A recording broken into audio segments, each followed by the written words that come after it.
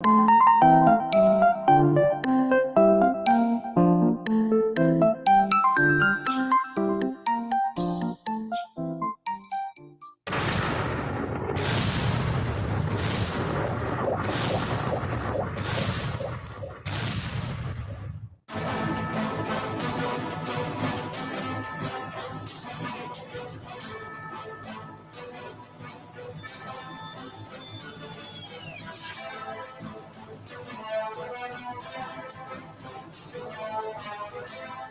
morning, Gearheads. This is your pre-game host, and welcome to the game before the game. I am, of course, joined by the bobble-headed producer you all know and love. Craigers! Are you excited for the big games today, Craigers? Good morning, Blind Mike, and good morning to all the football fans out there.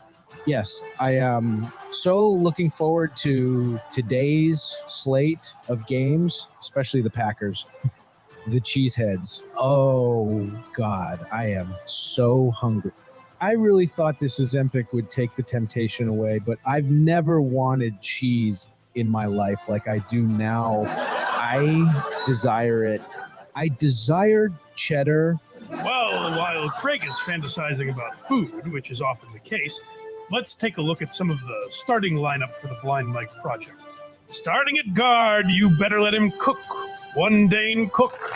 At the other guard, standing 6 feet wide and 2 feet tall, Joe, the aliens walk amongst us. Rogan. At your tackle today, a man who blocks from behind a potted plant, Louis C.K. At your other tackle, someone I think is a lot funnier than the person making this video, Louis J. Gomez. Hey, Craig, just checking in, buddy. Are you still in your cheese hole? English cheddar. Parmigiano Reggiano. Okay for brie, mozzarella, gorgonzola. Well, someone is going to be painting the walls of the broadcast booth shitter later today. Just take it easy, Craig. I need to piss in there, too. At center today for the Blind Mike project, you love him, you hate him, you watch every video he is in. Thank you, by the way. One, Stuttering John Melendez. At running back today, he's wiry, so he will slip some easy tackles, but then in the future tell everyone he was attacked mid-game by a grizzly bear. Hasan Minhaj. At wide receiver, a man so talentless, it's amazing he hasn't done a 10-show run-on. Very good show. Dat Phan. And your quarterback, because of course he is the most beautiful man in comedy. And no, we aren't saying that because we've seen Hackride's real face. Although we have. And he is. No, your quarterback today is one Matt Rife. That is your starting lineup. What do you think, Kriggers? If I cut open a cow, there has to be cheese in there somewhere, right? Well, it looks like Craig's blood sugar is a little low. So we will send it up to the booth for the call of the game. Now to a man so on the rise. He has Stuttering John on the run, and Kevin Brennan begging for appearances from him. Your host, Blind Mike Gary.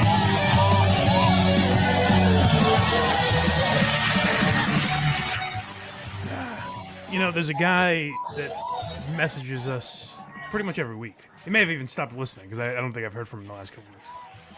But he tweets at us, and I think he seems to enjoy the show, except his one gripe is that every week he'll bring up what Hackride did that week and say if any other show did this, you guys would be goofing on it for 20 minutes. And I just wanted to use this opportunity to say, that's ridiculous. Why would we ever do such a thing? That's outrageous. What an outrageous... I'm randomly saying it after that intro. There's no reason I'm choosing right now to say that that's a ridiculous point to make. That we would make fun of some other show for doing this cornball shit, but we wouldn't make fun of Hackride. That's a silly point. Never. That was cool. Monday Night Football. I did the Collinsworth slide. I love cheese. Yeah. I get it. Yeah, it's always good to make an entire bit out of something I said once. Still no Shabbos Batman.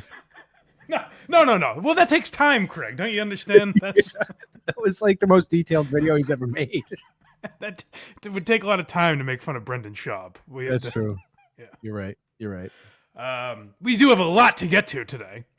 That's the other funny thing is like Hackride badgers me. Like he would get very upset when I wouldn't tell him the topics ahead of time. So now I try to. But he's like, guys, we're going to talk about Dane Cook and Matt Rife. And I'm like, wait, that might not get there. Now we have That's a tough thing. Things are always moving, baby. Moving and shaking. Yeah. And that's what's happening this week. We got a lot of news to get to. I do real quick want to ask you what not so much you, I guess, but the audience, what a man would do in this situation. We went to see Nick Mullen a little over a week ago when he was here in Boston. And we were up in the balcony at the Wilbur Theater. And the way we were sitting, we were the group of people. And the way we were sitting, because a few other couples. So the girls went up to, whatever they do, pat their vag or whatever they do in the bathroom. And so it just so happened that the boys were on one side of me. The girls were on the other side. I happened to be sitting in the middle. The entire show, there's a couple behind us. And we know this because we could clearly hear them, every word they were saying, that they were on a first date. Ugh. And they're shit-faced. And they're saying shit like, Nick Mullen gets on stage, he tells one joke, and the girl goes, I knew he would be funny because you're really funny, and I knew that you would have good taste. And shit like that. Yuck. Yeah, and so they're not paying attention. And so my buddy's girlfriend eventually turns to them and goes, can you please be quiet? And the girl on the date goes, you're just jealous because you're not on the best first date ever. Oh my God. And they're doing this, and the guy kind of gets in, and he's like telling, you can tell the guy doesn't want to be involved. No. And so now it was sitcomish because on the left of me, the girls are getting pissed off. On the right of me, the boys are hooting and hollering and having the time of their life. I'm the only one that hears this going on. So I'm like, what do I do here? Because me getting involved now escalates the situation to now the boyfriend has to do something. Right. So I don't say anything. And then it gets to the point where I hear like Alba chirping, like, you're a psychopath. And I'm like, oh boy. And then they get up and leave. Yeah. And I was like, jeez. I felt bad because I didn't do anything. Should I have stepped in there? What does a man do in that situation, I guess is what I'm asking, when it's girls bickering back and forth? And is this during the show? Oh yeah, the whole time. Oof. That's a good question. I don't know. I'd probably be like, it's tough because the guy's kind of staying out of it. You can tell he's like, he's doing the thing. He's doing the thing with you, like, you stay out of it, I'll stay out of it. Exactly. That's what we're doing now. If I say something to the girl, then it's like this guy has to get tough with me now because they're on a first date. Right. This is the tough tightrope I'm walking here. You don't want to blow up his spot. You don't even know the guy, but you don't want to blow up his spot. Well, that too. Yeah. Well, I'm sure, believe me, I'm sure he got his way based on the inebriation that seemed to be happening. But yeah, that was the thing is like, am I being a pussy here? I give him a few of these, like a look behind. Like, that's always the move. I'm unhappy. That's the move you got to do. You'd be like, hey, buddy, cool it. Yeah. Hey, guys, I'm agitated. You can tell. Yeah. I'm not going to do anything, but I'm clearly bothered. Yeah. So they drunkenly got up and stumbled out, but I didn't know what to do in that situation. That's a tough journey to navigate, I think. Yeah, I mean, obviously, if it's guys, it's a lot easier. Plus, I mean, you're visually impaired, so that makes it even harder. That's the other. I don't want to like lift my cane and be like, I'm going to say something, but I don't want any backlash here. Please don't smack me. I won't see it. Tread lightly. Yeah. Yeah. So I've wrestled with that. Let me know, guys, in the super chat us and let us know what the right thing to do is. That's our phone topic of the day. What does a man do in that situation? Speaking of super chats, Drew P. Balls, $10. Happy Sunday morning, gents. Drew P. Balls, we got to get to our boys later. We got a lot of Dat Phan to cover and a decent amount of Tom Myers, so we'll get there. Stick around, Drew P. Balls. Magnesium. Havre de Grace 5. Yes, the crew that ruined it all. Magnesium linoleum, $10. I skipped church to watch. No pressure, but I traded my soul for this show. That's good. Yep. That's good. The Church of Mike Warnke here on a Sunday morning. Box Eating Dad, $2. Craig, are you on chemo? Where did your hair go? I got it cut. It's all part of the Ozempic. The Ozempic package. Not an Ozempic. Hey, gotcha. Loud and clear, friend.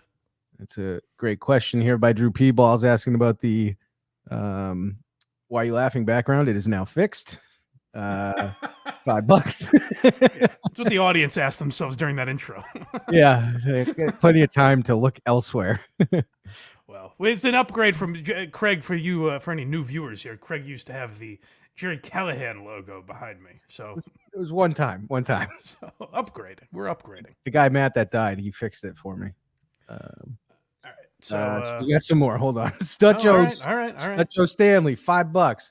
A man doesn't ask; he just knows. He just knows how to read a room. Damn straight, baby. And Dang Lizard, €5. When will the blind battle of wits happen? Dang Lizard, why? I always see you giving Kevin Brennan money, and you're not giving me money. What I don't understand. You give him $20, you give me $5. Stuttering John versus Blind Mike, the IQ testing of the Dabbleverse. Hashtag. Oh, we'll get there. We'll get there. I had to take a break from my studies to talk to you fellas today, so we'll get there. Yeah, I'm just reading the dictionary. This is literally.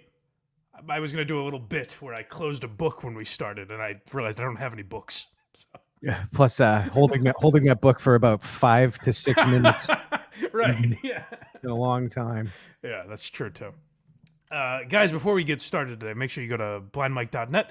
I appreciate all the support with the super chats and everything, but if you want to just support the show for free, all the links, Apple, Spotify, what have you, all at blindmike.net. Subscribe to the YouTube. If you guys are watching now, make sure you subscribe. Tap the notification bell so you always know when we go live and when we post videos.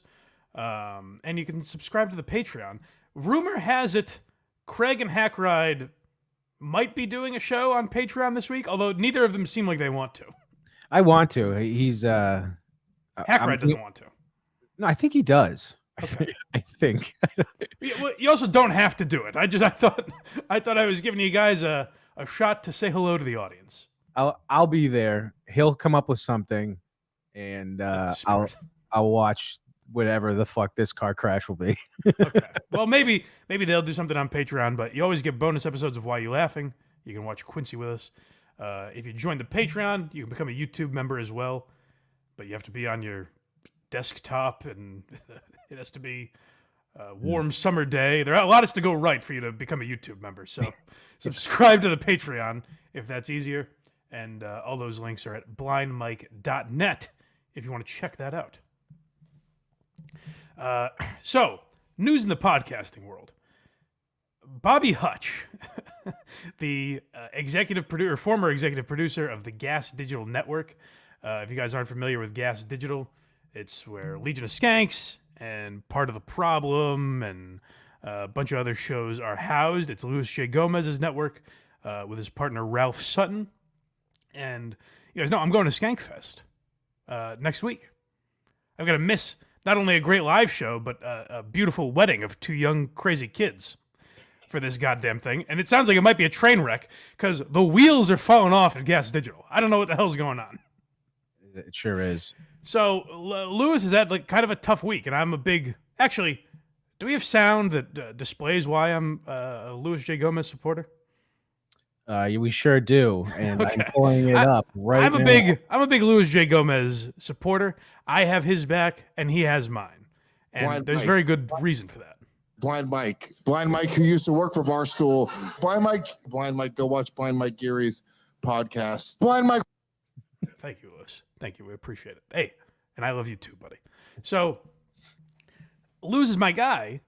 He's had a tough week here. He's being painted as some sort of tyrant. It's crazy. So, unfortunately, we don't have the tweets anymore because Bobby Hutch deleted all of them, which shows you a real stable human being who's not going through anything at all. Sure.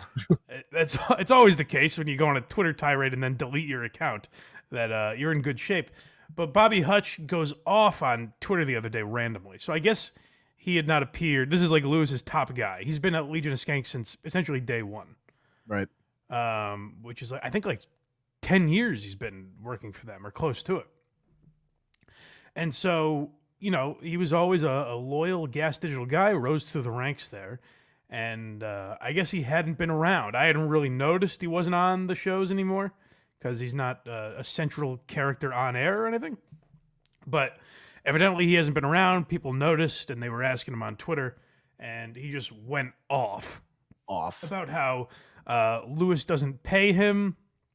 They went through all sorts of things. Basically, he was saying that Lewis is gaslighting the audience the way he gaslights his girlfriends.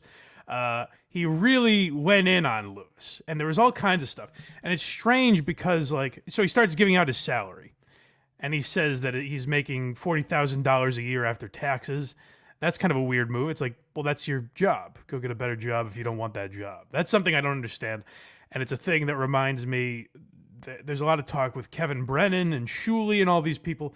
They get into what people are making.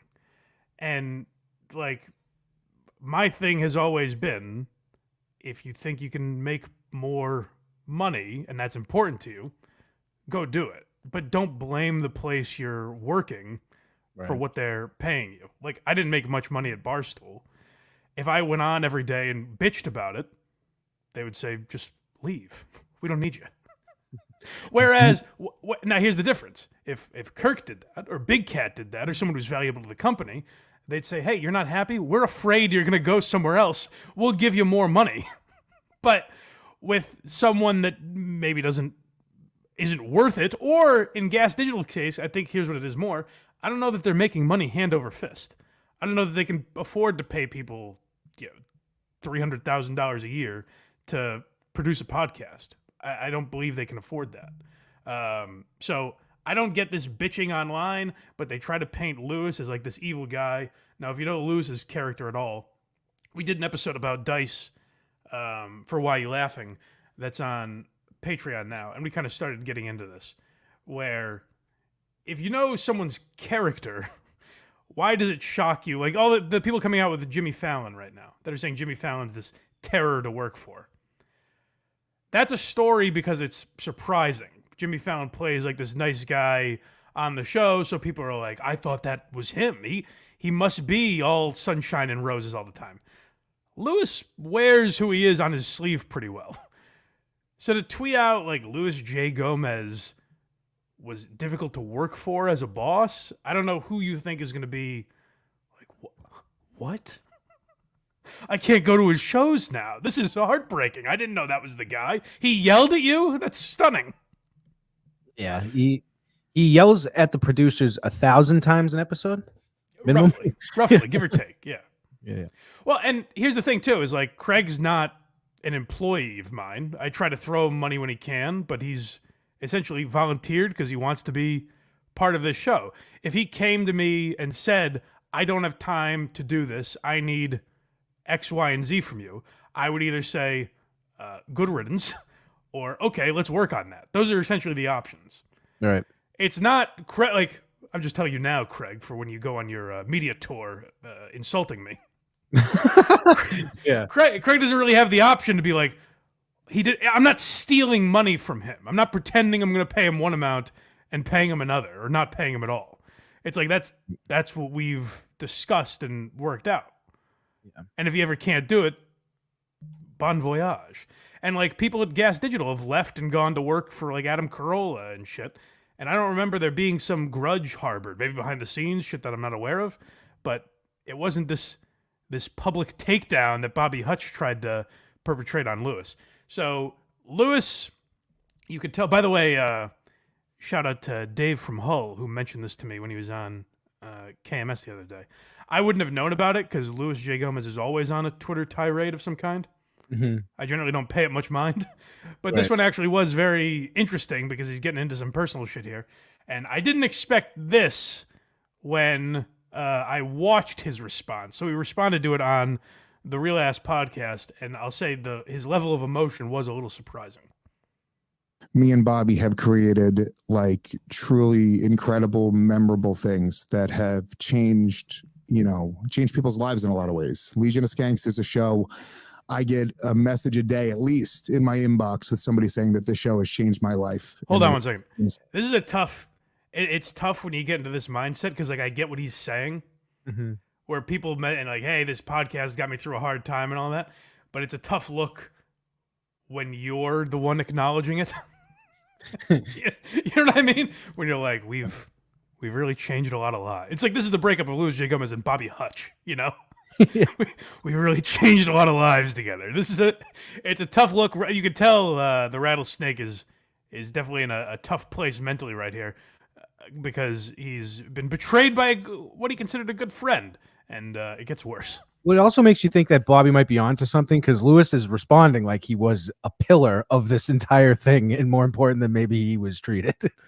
Well, we'll get into that. I think Bobby was very important. Like, he was a high-ranking member there, but we'll get into why I have no sympathy for that, really. Changed my life, and it has been something that's really important. And Bobby is somebody who helped me create that, and out of respect for him, I've never wanted to oh boy, Lewis. Trash him or to disparage him. Lewis has the toughest voice to listen to cry. It's terrible. He's got that gravelly and deep voice. So when you hear it get emotional, it doesn't compute. It's not even that it's like making fun of him. It's more that it doesn't register that voice trying to work through tears. It'd be like if Jerry started crying on air. What is this? Dylan Mulvaney was a good friend of mine. I trusted him. Kindergarten shouldn't have been reading that book. To disparage his name. What a I am. There we go. He pulls out of it.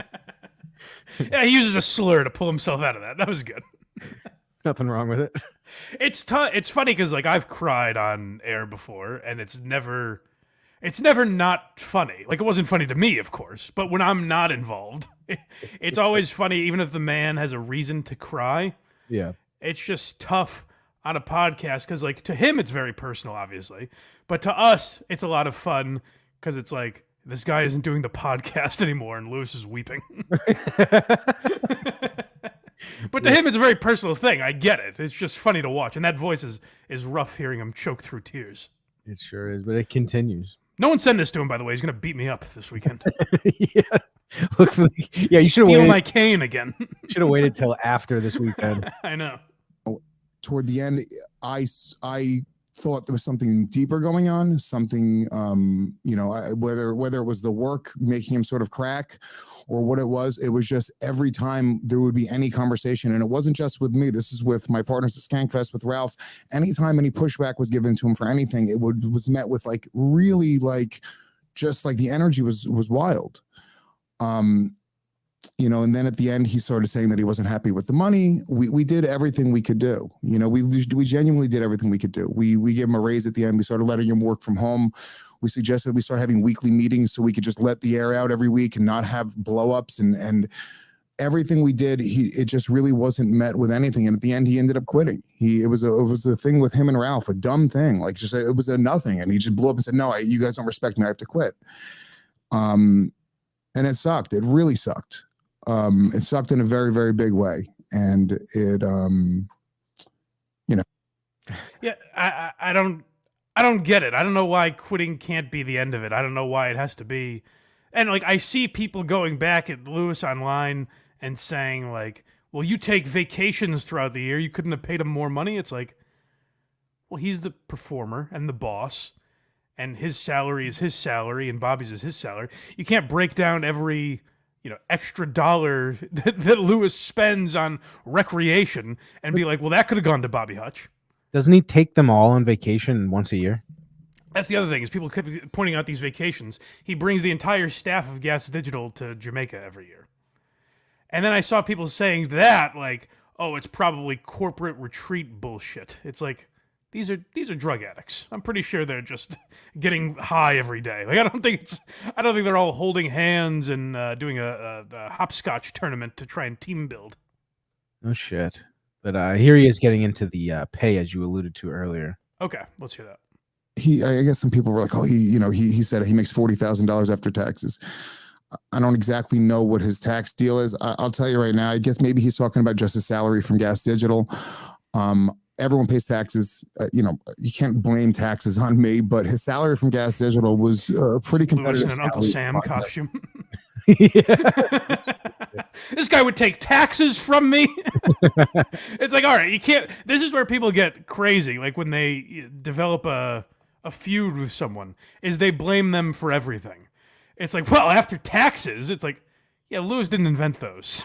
Yeah, He wasn't getting together with the government saying, yeah, really fuck this guy on his taxes. Make sure you take a healthy percentage. He couldn't know that for sure. Now, could he? No, that's fair. Producing. He also received a salary from Skankfest it was a pretty good chunk of change. He also got a kickback from Legion of Skanks that was a pretty good chunk of change. When you look at what he was making overall from the different businesses that I'm at the helm of, he was making substantially more than he posted that thing. I was like, you fall within that bracket. Now, no, it wasn't a 6-figure high paying job. But most people that produce podcasts don't make that much money. There's a handful of jobs that are out there that exist Amen. like that. And by the way, if an opportunity arose for any of my producers to go and make fucking real fucking money, do you think I would stand in the way? We would throw them a going away party. If somebody came to Shannon right now and said, hey, we want to pay Shannon $150,000 a year to go produce this podcast, do you think I'm going to go, no, Shannon, sorry. Either we're going to match it, which we can't, or we're going to say, congratulations, that's fucking incredible. So you're just being honest there and saying, like, if a producer came to me and said, I need to make $150,000 a year, more power to you. I can't afford that. And even if you want to go through Lewis's books and prove that technically he could afford it, it's his choice not to pay someone that.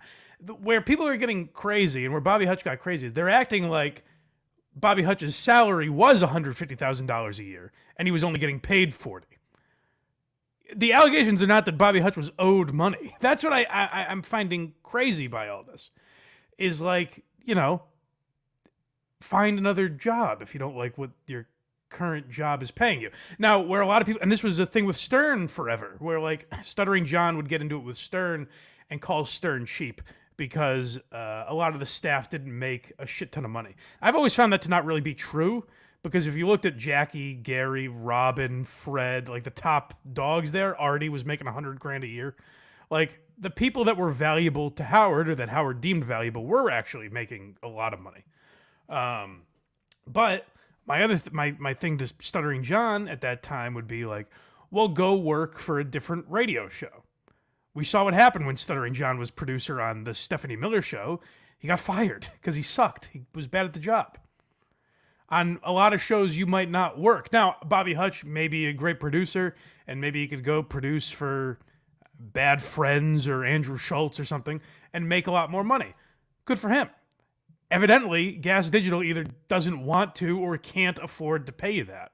So I don't know this bitching, and what's weird is the amount of people, and it's usually people that just like to see a fight of some kind, but the amount of people that you see online that are like rallying around Bobby and shitting on Lewis for all of this, where it's like, how do you think he's right? You know what I mean? Like, how I don't understand this idea, and it's a thing in our generation, I feel like, our generation and younger, where people feel they're entitled to just be given things. It's like you kind of have to ask for it, Yeah, and also, he's being way more open than anyone else that owns a business would be in this video. So, right. Just by saying we couldn't afford $150,000. You know what I mean? Like that he's being very open. So maybe listen, I'm sure he's a difficult guy to work for. I'm sure he yells and screams and can be difficult, but that's the type of guy you're working for. So if you don't like it, you should work somewhere else. Things have gotten to a weird tipping point where, I think like all the Me Too stuff was very good, and not having employees harassed and abused. That's all very good. No one should have to put up with that type of environment. But now we've gotten to the point where it's like, my boss asked a lot of me and said it in a stern way. Ooh. Like, you know what I mean? Like, now that's abuse, is being like a difficult boss or a pain in the ass to work for. Like those are the type of people that lead. Someone like me who's a pushover isn't going to be running a successful corporation. Because I'm not good at managing people in that way. Sometimes you have to be an asshole to get your point across and get what you want done. So this idea that like, oh, he yells a lot, I shouldn't have to put up with that. It's like, well, then work somewhere else. Work for a preschool, you know? I don't know. I believe him too, though, when he says like, off air, I'm not yelling. But even if he is, it's his right, I think. But yeah, I do believe he's probably easier to work for than he comes off on air, for sure, I would think. Definitely. But that's the other thing is Bobby Hutch he's one of these guys. This is it was Stuttering Johnish. And maybe Bobby Hutch was going through something. I messaged him and asked him to come on here. And he replied, I can't right now, which I thought was kind of an odd response. And then he deleted his Twitter. Maybe I ran him off Twitter. But he's like, this guy's hounding me. Won't let me alone. How does he know where I am? Yeah. But I lost my train of thought now. I forgot what I was saying. But, one of the rants he was going on is like, you know, oh, he's a baby. Like, listen to the way he talks to Uber drivers and like bitches about hotels that have fucked him over and shit like that. And I'm like, you're listing things that Lewis has brought on air. Right. You know what I mean? Like now you're trying to win points by like exposing something that Lewis has talked about. The reason we know it, the reason you're talking about it is because Lewis has presented that to the audience. It's not a gotcha moment. That's a weird thing, I think, too. Right. But here's the last clip. It's him talking about the workload. Yeah. So again, like if you feel you're working at a place that's overextending you, you have to make those changes, not them. Right. Never going to fire Bobby. I've never fired Bobby. When he's saying I fired him, he's talking about where he's literally freaking out about the work, saying he's too much work, he has too much stress. And I said, dude, if you can't handle it, let me know. And then he would go, you're threatening to fire me. And I'm like, dude, no, that's not me threatening to fire you. I'm saying if you can't handle the extra work, we can't give you the Skankfest work, or we can't give you pause real quick. Extra. That's one place, and maybe Lewis is accurate in this. That's one place I do believe maybe in the heat of anger, Lewis said, like, if you can't handle it, fucking leave. But even if that were true, I wouldn't begrudge him for that. That's kind of, I think that's the appropriate response. And giving him an option. Yeah, like if we're giving you too much work, I was shocked at the amount of people. The reason I wanted to talk about this mainly is because I was shocked at the amount of people I saw on like Twitter and Reddit and shit on Bobby's side, where they're like, yeah, fuck Lewis. It seemed like an opportunity for these, you know, trolls to be like, fuck Lewis. Where I'm like, I don't get what he's doing wrong. And now, listen, I'm biased, so maybe you guys can let me know of what I'm missing, but I don't see where he's wrong here. Job on the side that's taking up a lot of your time, because that's just the name of the game. I don't know everybody's workload like that. I don't micromanage the work of the employees here at Gas Digital, and I don't think that they want me micromanaging the work. You know, we don't breathe down everyone's neck. People make their own hours for the most part, and they get to work on the projects that they want to work on. They get to fucking hang out with their friends. They get to create some really fun shit and hopefully make a little bit of cash. You know, and that's the job here. And the ceiling sort of was where Bobby was at. That is the most you can make at Gas Digital right now, unless we grow the business. Yeah, so that's the thing is like, there would maybe be a little more credence to this if Jamie Vernon came out and was like, Joe Rogan's paying me $40,000 a year. Then you'd be like, well, that's a little weird. We all saw we know he makes $200 million from Spotify. So that's a little odd. But then again, I would also say like, hey, you're producing a podcast. If you think you're worth more than that to him, say something to Joe. Don't bitch about it on Twitter. Yeah, and then if Joe says beat it, then you got to find a new job. What can I tell you? Bobby Hutch probably saw the shit that Jamie was getting. Like, I'm pretty positive Rogan bought his house, like, right. And all that. And he's like, you guys can't even give me like a bus ticket.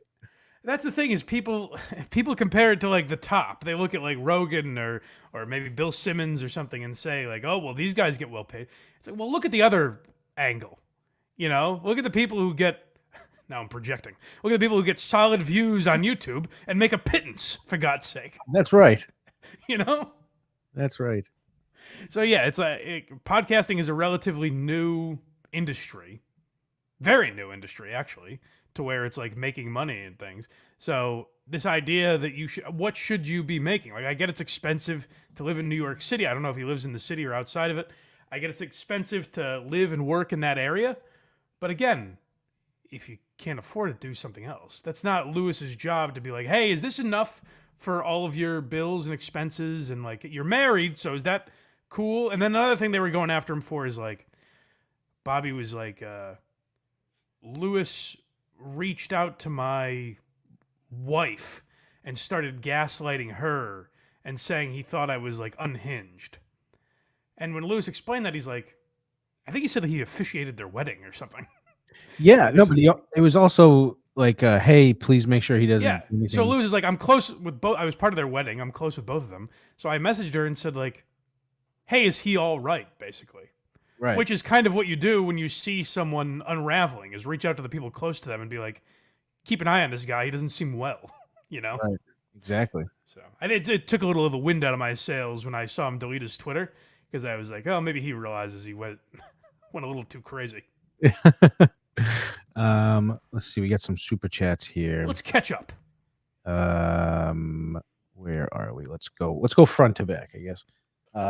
Charles Lovett, $5. How are we gonna get Ojeda to read the chat again? By the way, you sound different on Blind Mike Ramblings. I sound. Oh, maybe he means like when I'm a serious Mike for a minute. I'm giving serious points. I have no idea. I don't know. Cardiff Electric, still waiting for that tweet, brother. Oh yeah, that's hey Cardiff. Where's that tweet, brother? TikTok. What's better than Blind Mike on a Sunday morning? Anything. Fuck KB. Cardiff. You set me up. I thought you were gonna say something positive there, and that's when you did the old switcheroo. So your co-host is on crack support from Dang Lizard, €2. Ozempic Ozempic is yes. what he's on. Here's my IQ test question for Stuttering John. What does IQ stand for? Intellectual quiz. It's a Rich Voss line. Intelligence questions. We'll get to John. I just want to get to some of these more topical, newsworthy stories first. But believe me, we'll get to John. John and Dat will be the meat of this episode, I think. Dang Lizard, 20 euros. Here's a super chat for the Blind Mike Project, introducing me to Heil Honey, that show, and Danger 5 is the SWA sticker of comedy. I don't know what that last part means, but yes, Heil Honey. If you say SWA out loud before sticker, I'm pretty sure. Gotcha. Yeah, gotcha. I caught that one. Let's see. Here's my Rupp. I don't know how to pronounce your name, brother. I'm sorry. $10. Here's my tithe, Mike. All right. Don't know what that means. All right. Moving on, shall we? Should we talk about Hasan Minhaj now? Of course. This is interesting because you want to talk about gaslighting. Hasan Minhaj has been gaslighting his audience, apparently. And I found this to be an interesting story. So Hasan Minhaj is essentially being vetted for The Daily Show, I guess. I think he's kind of the favorite to take over for Trevor Noah whenever they come back from the writer's strike and everything, if they do. And I didn't know much about Hasan Minhaj. There's been a couple controversies with him over the years in that show Patriot Act that was on Netflix. I remember there was some controversy that led to that getting taken off. I don't really remember or care what it was. I didn't know much about Hasan Minhaj's comedy. I always assumed he was a funny guy based on the fact that he has an audience. Shame on me, based on some of the clips I've seen. Hassan strikes me more as someone that built an audience in that kind of era from 2020 and prior, where it was a lot more about what you represented. You know, I think we're drifting away from that, luckily. But there were a lot of people in the last decade or so that built an audience, Hannah Gatsby probably being the poster child of this, where you have an audience because you have a message. The people are there to clap, not necessarily laugh. They're there to you go girl at your punchlines rather than get any like comedic value out of it. So Hasan Minhaj seems to be one of these guys. He makes a lot of powerful racial points, and that's where this story gets interesting because the New Yorker did a piece where essentially they looked into a lot of Hasan Minhaj's claims of actually, can we pull that story up? Yes. Just because I don't want to paraphrase anything. I'd like to get it correct. What was the Why did this start, by the way? Is it just because of the Daily Show? And is that it? So, you mean why would the article be like? Why would they look into this now? Yeah. I assume that's probably why. Is that whenever anyone has an opportunity like this, he got Seth Simons in a way in his own world, but in a way, it's someone saying like, "Oh, this guy has an opportunity. Let's try and dig up some skeletons on him." I think that's probably it. That makes sense. Which sucks. Now, what we're gonna evaluate is like, does Hasan Minhaj deserve it to some extent? Overall, I don't think he does, but I do think there's some interesting points here to be made. Yeah, this is how Hasan Minhaj's fabrications could help white supremacy. The comedian is the boy who cried racist wolf. Yeah. This is where they get, Hasan Minhaj is on their side, and then they get indignant about it. Yeah. They're like, no, we got to kick this Indian guy out of the right side of history. Yeah, he stinks, right? Isn't he like too right leaning for the Daily Show? Is he? It doesn't seem like it based on some of this stuff.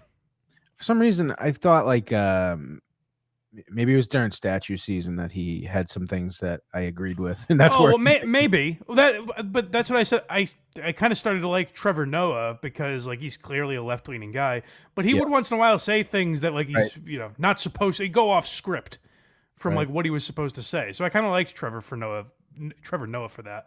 So maybe Hassan's one of those guys. I don't know a ton about him outside of this article. Would you like me to read this article here? Yeah, please give us the cliff notes, if nothing else. Last year, when I saw Hasan Minhaj perform stand-up comedy in New York, he told a joke about how he came across a drunk white woman who was vomiting on the side of the street. When he went to check if she was all right, she looked up and asked if he was her Uber driver. He does have a lot of these convenient stories. Yeah, well, that's what's interesting. So read the punchline, and then I rolled my eyes, turned to my friend, and called bullshit. Yeah. Turns out it probably was. The comedian, a Muslim Indian American who has built a brand and career around autobiographical comedy with the political overtones, often centering himself in stories where he is subjected to racism. Yeah, so here's what's interesting is that like Dave Chappelle and Louis C.K. are probably the two best examples of guys that are really funny and well respected, but also will tell lies, like blatant lies. Norm Macdonald's another one. Yeah. They'll tell lies, quote unquote, in their stand-up. For example, I don't think Dave Chappelle bought crack off a baby on when he was sitting in a limousine. Oh, you don't think? in a bad neighborhood. That probably wasn't true. I don't think his buddy was racing police officers and said, "Officer, I didn't know I couldn't do that." I don't think those are necessarily true stories.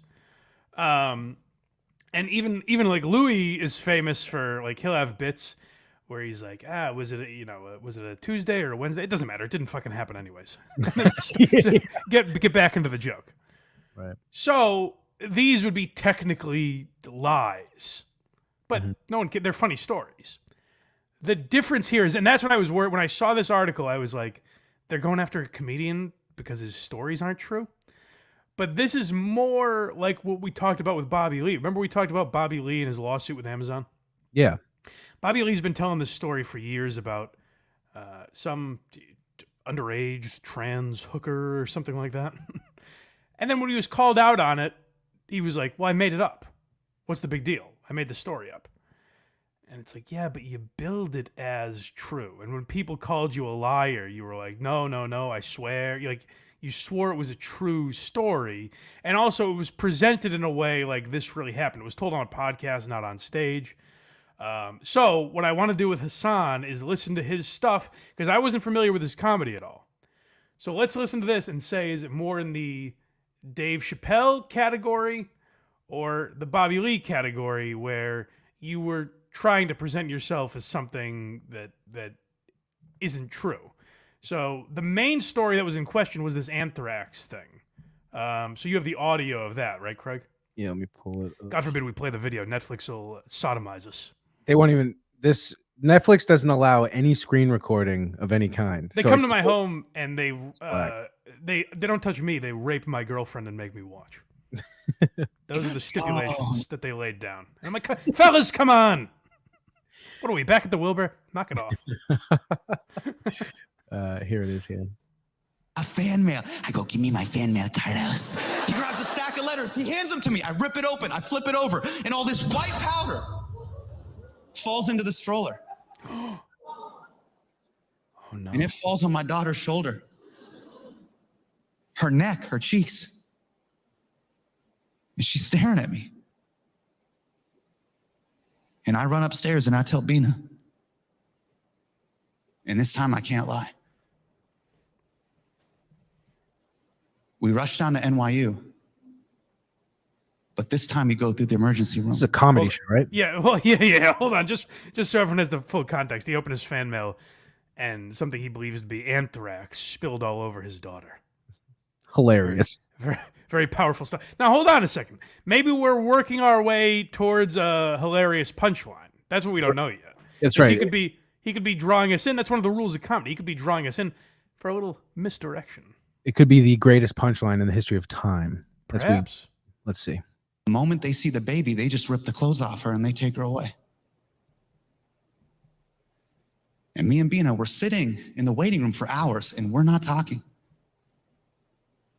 Finally, around midnight, nurse comes in and she's holding my daughter. But she's with an investigator. And the investigator reaches into his pocket and he pulls out a plastic baggie filled with white powder. Why Goes, was it "Mr. in his pocket? Minhaj." You couldn't just hold it?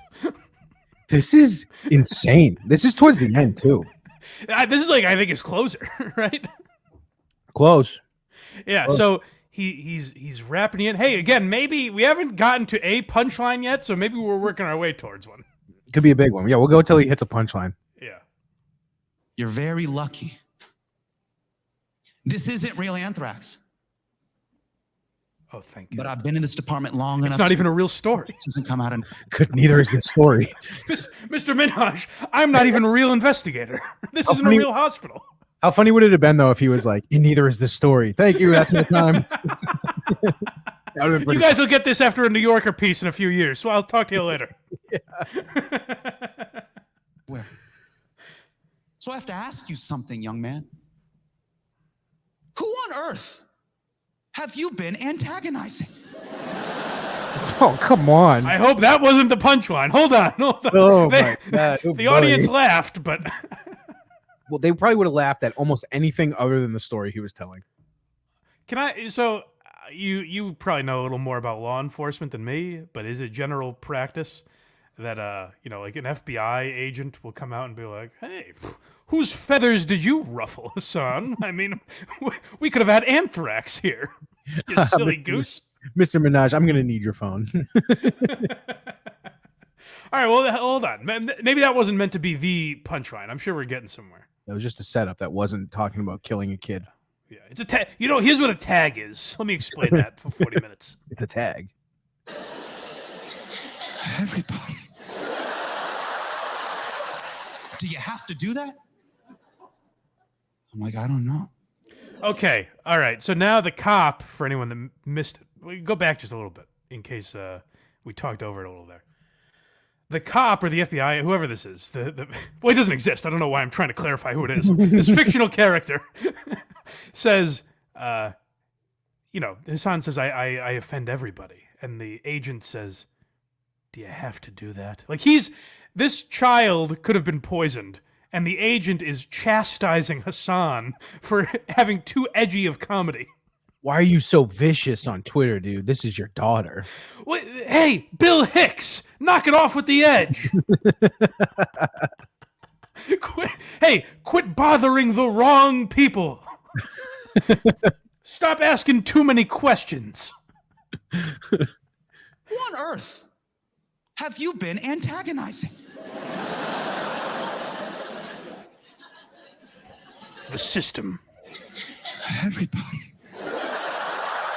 This is like Middle Eastern Do you Rife, have to dude. do that? I'm like, I don't know. I don't know why I'm doing this. They give the baby back to The Bina. people need their laughs. So back to my kid being covered in anthrax. America needs to laugh. It's really bad when you start watching this. Like, it's cringy if it were a true story. Right.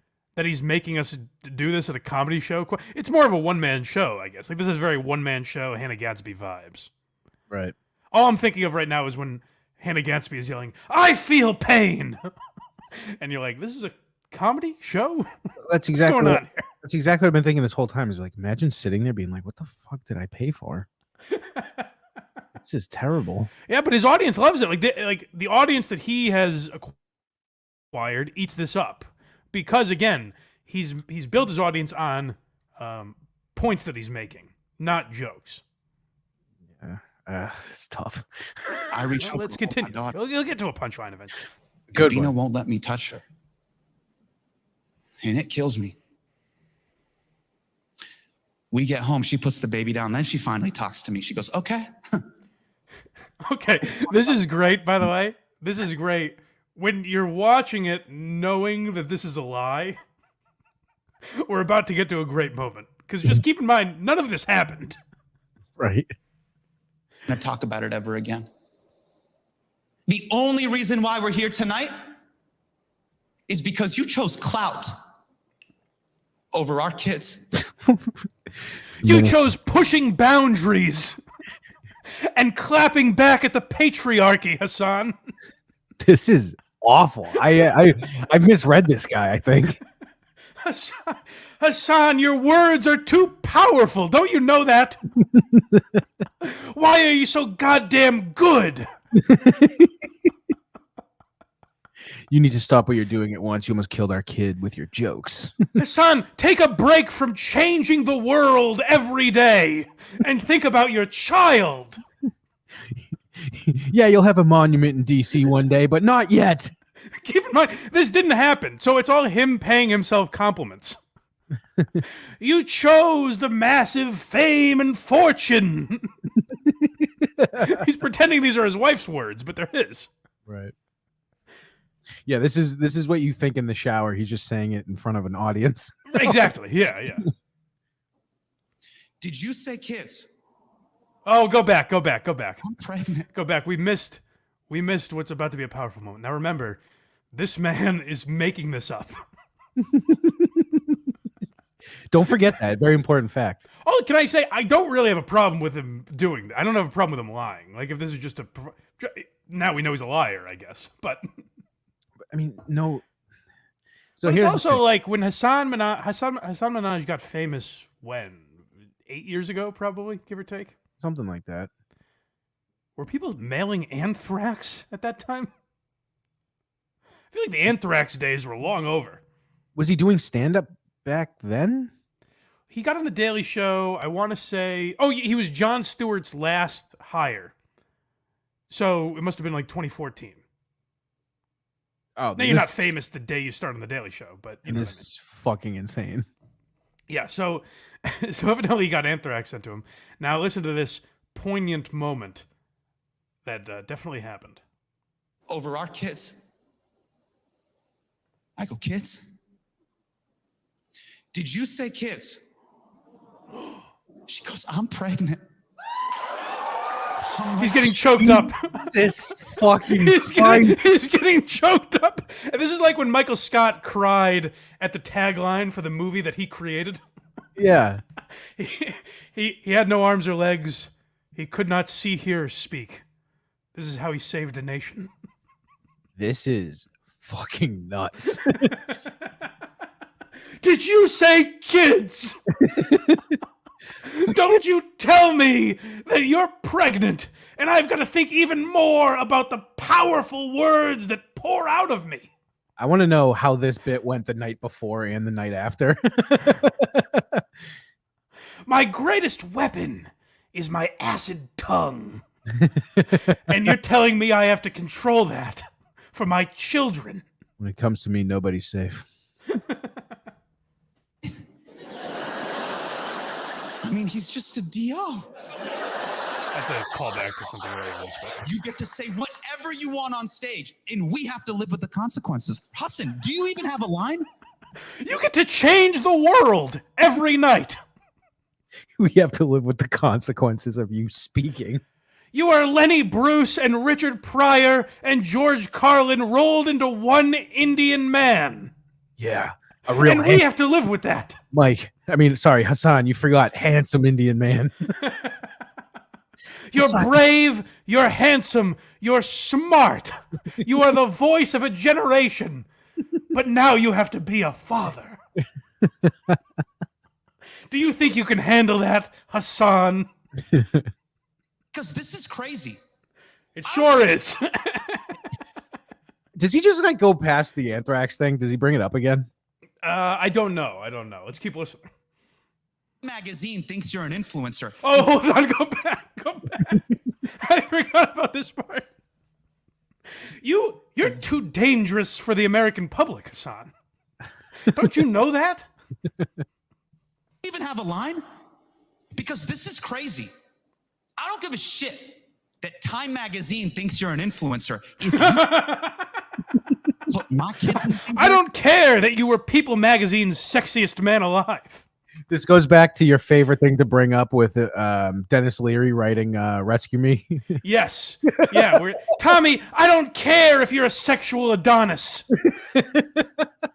I don't care if you pleasure me night after night after night. I can't get enough. The sex is great. It's always amazing. But that's not the point. You have to care for your children, damn it. I will Hold on. No, one more point I wanted to make is just that, neither Craig nor I are in this position. The Time Magazine piece on us got squashed. It did. So we don't know for a fact, but I find it hard to believe that even if you're famous, that a spouse in an argument over your child was just poisoned, or so you thought. Yeah. Why am I analyzing this? He made it all up. But let's live in his reality for a moment. Right.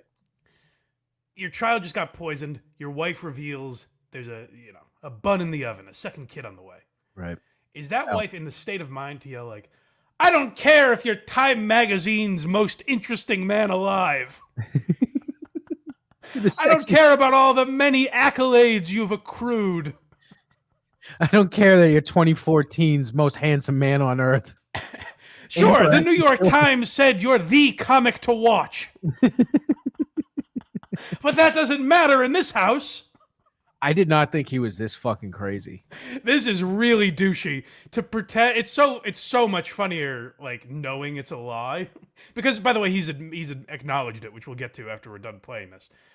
He admitted all of that, which we'll talk about. But I just want to wrap this up because it's pretty douchey. You get to say whatever you want on stage, and we have to live with the consequences. Hassan, do you even have a line? Because this is crazy. I don't give a shit that Time Magazine thinks you're an influencer. If you ever put my kids in danger again, I will leave you in a second. That's her cousin. What? I think the woman that cheered or something. Said Oh. Bina's right. It's crazy because the first joke I ever told saved my life. It caused protests. The first joke I ever told resulted in protests around the world. Hold on, what saved his life? We gotta hear this. I know. My first joke. And now my stupid ass jokes almost cost me my baby's life. I'm like, yeah, fuck this. This is out of control. Now I'll just give serious speeches. Now I'm gonna host a mock news show on television. I said, my jokes are getting me in too much trouble. I'll say thoughtful, serious points. I'm gonna make and bill it as a comedy special. Yeah, I'm instead of making up jokes, I'm gonna make up horrible, maybe real, maybe definitely not real stories. That's when I decided I'm going to yell lies at the audience. That's pretty much it from that, right? More or less. Yeah, more or less. So Hasan Minhaj responds to this article and says, yes, we as comedians embellish. I'd say it's 70% real and 30% embellished. And then this was probably the worst part, in my opinion. is that he said, the point that I'm making is that these stories happen to people. They may not have happened to me, but they've happened to someone. And it's like, yeah, but you're framing it as if it's your hardship. You see? Like, there would actually be legitimate outrage if I, as like a white guy, was claiming that these things happened to me and they didn't. So it doesn't really matter that they do happen to some people. They didn't happen to you. You lived a somewhat privileged life for at least the last decade or so. So you aren't relating to these things that you're pretending to relate to. Don't you see that it's worse to lie and say you relate to these things than not have gone through them at all? It's way worse. It's way worse. Yeah. So can we play the other clip I sent you? You sure can. I like how it's like a comic fabricates a story and you read it on the surface like a headline. You're like, so?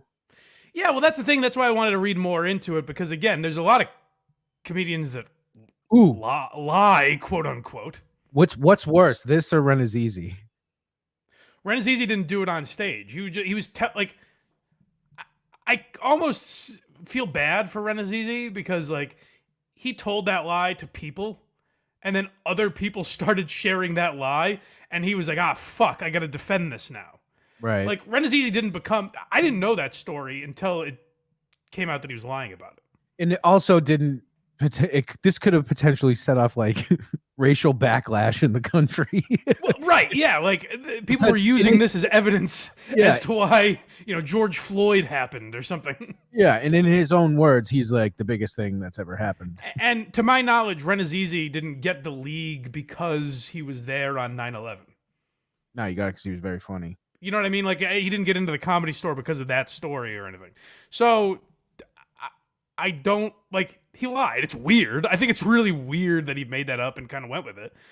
But he didn't tell it on stage. He felt uncomfortable that got out there and tried to kind of distance himself from it. He didn't do a good enough job, obviously, but, like, I kind of look at that as water under the bridge where this is weird in the sense that he's trying to get your pity. Like him saying, hey, it doesn't matter. It does happen to people. It's like, yeah, but you accepted when people felt bad for you, people trying to sympathize with you and people reaching out to you. You accepted all of that. When people said like, hey, Hassan, that's awful that you had to go through that. Did you say thank you? Or did you say, oh, I'm making it up. It actually happened to other people. Exactly. Brian Kowalchuk became a new member. Thank you, sir. Oh, thank you, Brian. Stut Joe Stanley, same thing, became a member. They sat down and went through the painstaking process. Yes. Yeah, I don't know how it works to become a YouTube member, but it's a real nightmare. I don't know why they don't just put a join tab on the YouTube app, but apparently it's a pain in the ass. But I appreciate you guys joining. Just so you know, folks, on YouTube you get the Why You Laughing. You get Why You Laughing a week early, as well as the bonus episodes. We can't do Quincy on there. They won't let us. They will not. But all Why You Laughing stuff you do get. And you'll get Craig and Hackride. That's right. Justin Trudell, $5. Sorry I'm late, Mike. I'm currently dying thanks to COVID. # in Moderna we trust. Justin, save your money for more pay-per-view buys. Justin is buying a download a day of the Kirk Minahan live show in Saco. So make sure you do that. Go to Barstool TV and do that instead of super chatting me. /PPV. That's right. Yeah, he's convinced it was he came on VGS last week. He's convinced Matt gave him COVID. Can I tell you something weird? Yes. By the way, I'm sure you got much more than COVID if you were in that den. Yeah, he brought pizza. It's nice. That petri dish. Yeah. I had a buddy, me and Albert were going to dinner with another couple, and the guy called me before and was like, hey, I'm sure this might sound weird. Like I've gotten like cold-like symptoms. Do you guys care? And I was like, what are you talking about? And he was like, well, that like because COVID's back and everything. And I was like, I'm not doing it again. I won't do it again. I'm not going to shut down my fucking life for this again. Be sick around me. It's fine. Please stop listening to the news. Ang Lizard, €5. Makes you think Jerry might have lied about airline food and Kramer might not have wanted those people to shut up. Well, Kramer seemed pretty truthful. That's the one guy you can't really call bullshit on, actually. That's the thing. He seemed truthful in this, too. Anthrax definitely fell on his kid. Right. Well, this is one. This is again where I want to talk more about like the sympathy that Hassan got, because this may be true. Like we listened to Howard Stern on 9/11. There was a lot of racism towards Middle Eastern people or just people that looked Middle Eastern, which I believe Hassan's Indian. So. Real quick, before it gets too far away, Okay. Justin just sent $10 and said, "This is to pay for your pay-per-view, Mike." Thank you. I'll buy another one. Thank you. I appreciate that. But yeah, this is the one about him and his dad. You want, right? Yes. Yeah. Let's do it. This is from the same special, Homecoming King. If you want to go watch it on Netflix, be my guest. Count the lies for us. Actually, no. This is a different special. That one's This from is his first one. This is the first. The one we just played was from The King's Jester. This one is from Homecoming. Oh, okay. Gotcha. That's basically the way our Which means he's been lying for years. This man's a menace. No, but this is one where you can't prove that he's lying. But now it calls everything into question like this, where if I'm his audience, and maybe his audience are such sheep that they don't care, but if I was a fan of his, I'm going to listen to stories like this now and be like, did you? Did they? Is that what happened? Yeah. That's basically the way our parents are. Ages 0 through 30, they're like, no girls, right? Then when you're 35, they're like, why can't you talk to girls? That's basically the way you're like, that would kill me.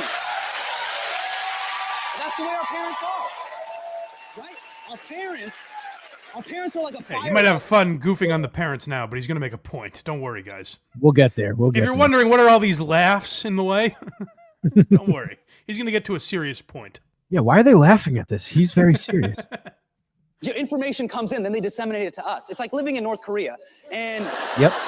my dad is like, he's the leader of the household. So when 9/11 happened, I was a sophomore in high school. My dad sits everybody down at the dinner table. He's like, all right, Hassan, whatever you do not tell people you're Muslim. Do not talk about politics. I was like, all right, Dad, I'll just hide it. Cool. And this just rubs off. We're sitting there, phone rings. Probably good advice, actually. Run to the phone, but my dad, he had a good first step, so he beats me to the phone. So, Dad, hello? I grab the second phone. Hello? And I hear a voice. Hey, you sand nigger, where's Osama? Whoa. He looks at me. Yeah, Craig's the one that says that around here. I was not expecting that out of him right there. Well, Craig, if it makes you feel any better, it probably never happened. So Yeah, that's true. He looks at me. You can hear me, right, you fucking Dune coon? Where's Osama? What the fuck? He's just like, Yabba. Hey, you can hear me, right? 263 Regatta Lane. That's where you live, right? I'm gonna fucking kill you. Click. And my dad's looking at me. You ever see your parents and you see the mortality in them? Like, I'm looking at my dad and I see all 5 see, he's sevens. telling stories like this and there's no jokes. It's like, look at the hardships that I've lived through. And again, the point I was making before is like, we listened to Stern's audio that day. People were saying shit like, if that really happened, it would not shock me. But now you're hearing him make these serious points, and the whole time now, if you're an audience member with any critical thinking ability, you're gonna be like, "Did it though, Hassan? Or are you just making shit up?" Right. All of it. That's where it gets weird when you do comedy to make these powerful points. It's like eventually. That kind of weird. Why not just give speeches, I guess? Why are you billing it as comedy, I guess is my question. Because it's funny that he's lying. It is great. Yeah, his act to me is much funnier now that he's lying. Yeah, I know. Because you're watching him tell these stories. The best is when he revealed the second child. I said, "Did you say kids?" And the wife said, "Oh, you probably didn't notice I'm pregnant because you're too busy being America's most influential human being." Super chat from David Chandler, $100. Oh, David, you're too kind. That's 10 KMS pay-per-views right That's there. true. That's true. I was gonna give this to the Foundation Fighting Blindness, but F the middleman. Okay, I get you. Thank you. Yeah. We fight blindness here. I appreciate it. But let's continue with this really real story. Yeah. I realized, no, I'm a dart book. I'm a scaredy cat. You know the way it is. We can speak 2 languages. Garkibate, barkibate. We can speak at home and outside. I should have said something. I didn't. We sit down. I hear foom, foom, foom outside. So Me and Dad, we run outside, and all the windows on the Camry are smashed in. This look in is the just back. like insane. And then Edward Norton dunked a basketball on me. Ed Norton put my dad's teeth on the curb. Yeah, this is where it's like, okay, so you you individually have had all this shit happen to you, and then you find out, no, it didn't happen, but it could have. That's what's crazy. Is Hassan's whole defense was like, hey, it didn't happen to me, but somewhere out there, it may have happened to someone. And it's like, I guess I still don't know why that's your point. Because we mentioned like Louis and Chappelle, but Chappelle didn't gain sympathy points. Like Chappelle didn't get opportunities specifically because he saw a baby selling crack on the corner while his limousine driver ran into the building. You know what I mean? Like that story didn't represent Dave Chappelle, whereas Hassan is a guy who dealt with hardships. He has this perspective that he apparently doesn't have. We might have to do some Patreon only stuff and just Hasan watch Minhaj? this and watch it and be like, all right, that's a lie. Yeah, Spot the Lies with Hasan Minhaj. Yeah, that one's not. That'd be even great if he gets the Daily Show. That'd be a great name change. Spot the lie. Spot the Lies. Am I making this story? Is this fake news? Who knows? So then the leader of ISIS employed my cousin, and I fucking was like, no way, I have kids. They said, Hassan, we know you can afford the ransom because you are the most successful Indian American comedian to ever have walked on the stage. Aziz who, we say. Yeah, at least you don't fishhook women's mouths, Hassan. Backpack's open. I'm like, fuck, they stole my stuff. I reach in, I pull out my backpack. These pieces of glass get caught in my arm. And now all this blood is like gushing down the side of my arm. And I'm pissed. I'm just like fucking mad. Man, fuck this, man. Like, these kids, they know where we live. They're calling us. They're timing this in real time. So they're watching us. So I'm running up and down the cul-de-sac, looking in the trees, the bushes. I look back in the middle of the street. I'm going to say this guy better have a fucking gun if he's going to do that. Hey, where are you? I'm going to have a real talk with you. There's an army of people here trying to kill me. I'm going to go out there with my really fragile, thin fists and wrists. This is post 9/11. They really meant business back then, too. Yeah.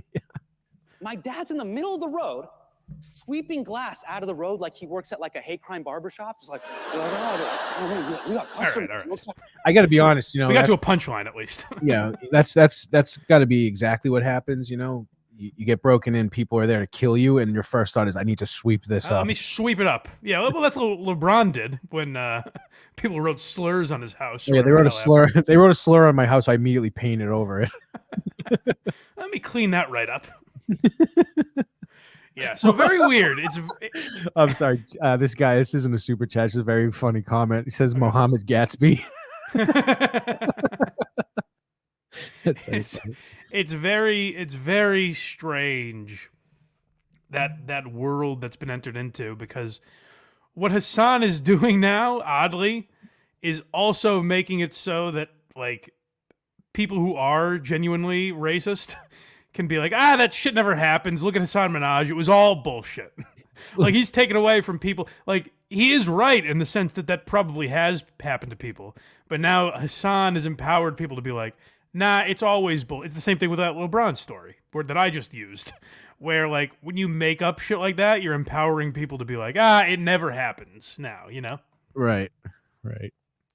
Yeah, so pretty crazy. We will watch Hasan Minhaj at some point on Patreon, I'm sure, because you're right. That anthrax story might be worth a deeper dive. Oh, for sure. The only thing left with him is that news story. I don't even know if you want to play it. Nah, we got the gist of it. I explained it. All right. Where to next? As far as topicality, should we move to Louis C.K. next real quick? Because it's weird also. I don't get why this is a story right now. I don't either. But if I can say one thing, we talked about this last week, Joe Rogan not laughing at someone has ruined another life. I know. Joe Rogan sitting there quietly strikes again. Where I think Louis, I'm sure there's a greater point that he's making, but I think to an extent he's also fucking around. Kind of. Because this is a Louis C.K. bit that's been made like this is kind of his formula a little bit to an extent. Right. Where you say something kind of crazy like this and then kind of back it up with funny points. But he's on a podcast and the man sitting across the table from him is just stone facing him, not acknowledging that he's speaking. So it makes it a little more difficult to get any jokes off. I do think Louis making a point, but my bigger question is, why is this a news story now? So let's play the clip and then we'll talk about it. But my feeling is they should open it, the border, and just let them pour in, let everybody pour in. And then the answer, which is, well, then there'll be all these problems. Yes, there should be. It shouldn't be so great here, is what I'm saying. Yeah, that'd be in bad. America. It shouldn't be. It's a weird thing to sequester a certain group of people and try to keep upping their lifespan and their lifestyle and just keep trying to increase. So this feels like he's not. I feel like there's a point that he's making here. Like, I'm not saying he's kidding. I think he's serious. But it feels like a Louis C.K. premise in the sense that he's presenting this, and then if he were to do it on stage, he could make it funny. Right. And almost make us, like, that's a Louis staple, where he's making this point and you're almost like, there is something to what he's saying there. Like, I get what he's saying. Like, Carlin would do that type of shit too. So he's making this point and Rogan just sits there and does not speak. Of people, and then this pressure of people trying to come in so they can enjoy it. And then it gets worse and worse down here. I mean, I'm not in Canada. It's really just from down here. There's something wrong with that. That's not a system that's working. And what do you think, Louis was just in a room by himself? Yeah, Rogan's just. Where's the man he's talking to? He's just high looking at the blank TV. Please, Jamie, put on anything else. That's what should be remembered as we go through this is like, the guy he's talking to is probably on DMT or something right now. So just keep that in mind before you take this too seriously. to do cruel things to other people. There's a lot of people that die so Americans can be safe. They're just dying, you know, weddings that are drone bombed in Yemen because the guy said something that might have resulted in American insecurity, not even like definite American deaths, but like just so we can breathe a little easier. Folks die and folks do labor in unsafe places so that we can keep the prices where we like them. There's so much about American life that other people pay for. That's part of it. But also it's not good for us either. It's not a good way to live in a gated community, you know? I get what he's like any I other get what way. he's trying to say. He's essentially what he's saying is Americans are spoiled. Right. Which that's just true. Now then, I see people like responding to the that video online and being like, "Oh, how about we start at Louis C.K.'s house? Would he like that? I bet he lives in a mansion." Yeah, no, he probably wouldn't like that. That's kind of the point he's making overall, is that we all have it too good here. Like, we have it much better. We don't appreciate how good we have it compared to a lot of other countries. That's the overall point that he's making. Now, agree with that, disagree with it if you want, whatever. What I found interesting is, I was like, I kind of remember him saying this in the past, but it was a news story this week. I can't find I was like, did Rogan take down the episode? That doesn't make any sense. This is from January.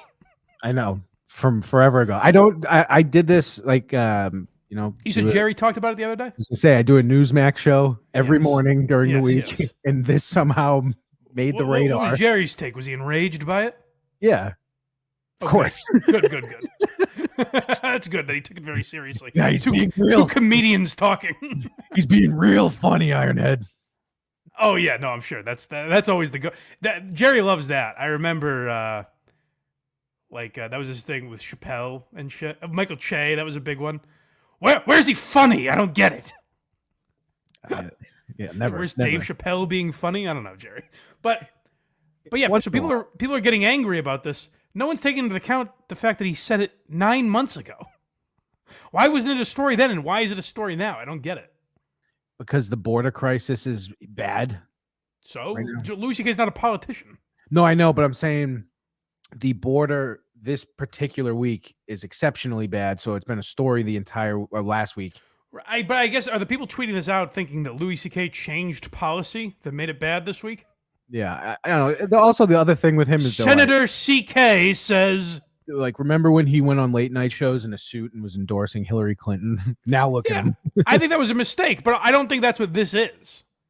Yeah. I don't think this is him. I think it's him making a point that if he was in a room with whoever, Colin Quinn, could have been an interesting discussion, but Joe is just zoned out, apparently. Right. I don't know why I'm so annoyed with Joe Rogan lately. Because he's just like, it depends on the guest, but he's just, like you said, checked out and just, like, poor Matt Rife. I'm still thinking about that. It seems like it, yeah. Yeah.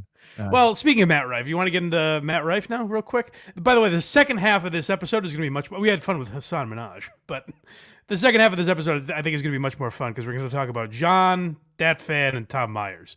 Yeah. But I just want to talk about this Matt Rife thing real quick because we touched on it last week when we watched Matt Rife on Joe Rogan.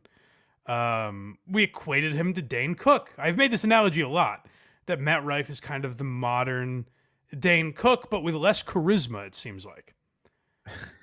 And it seems like I was correct. Yeah, no one can match Dane's charisma. That's true.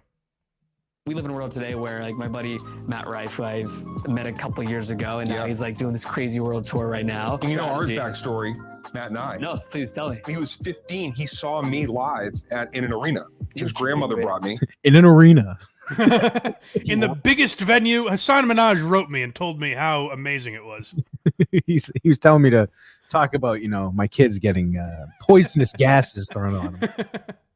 Me and said, I want to be a comedian. I said, finish high school and then come out to the Laugh Factory.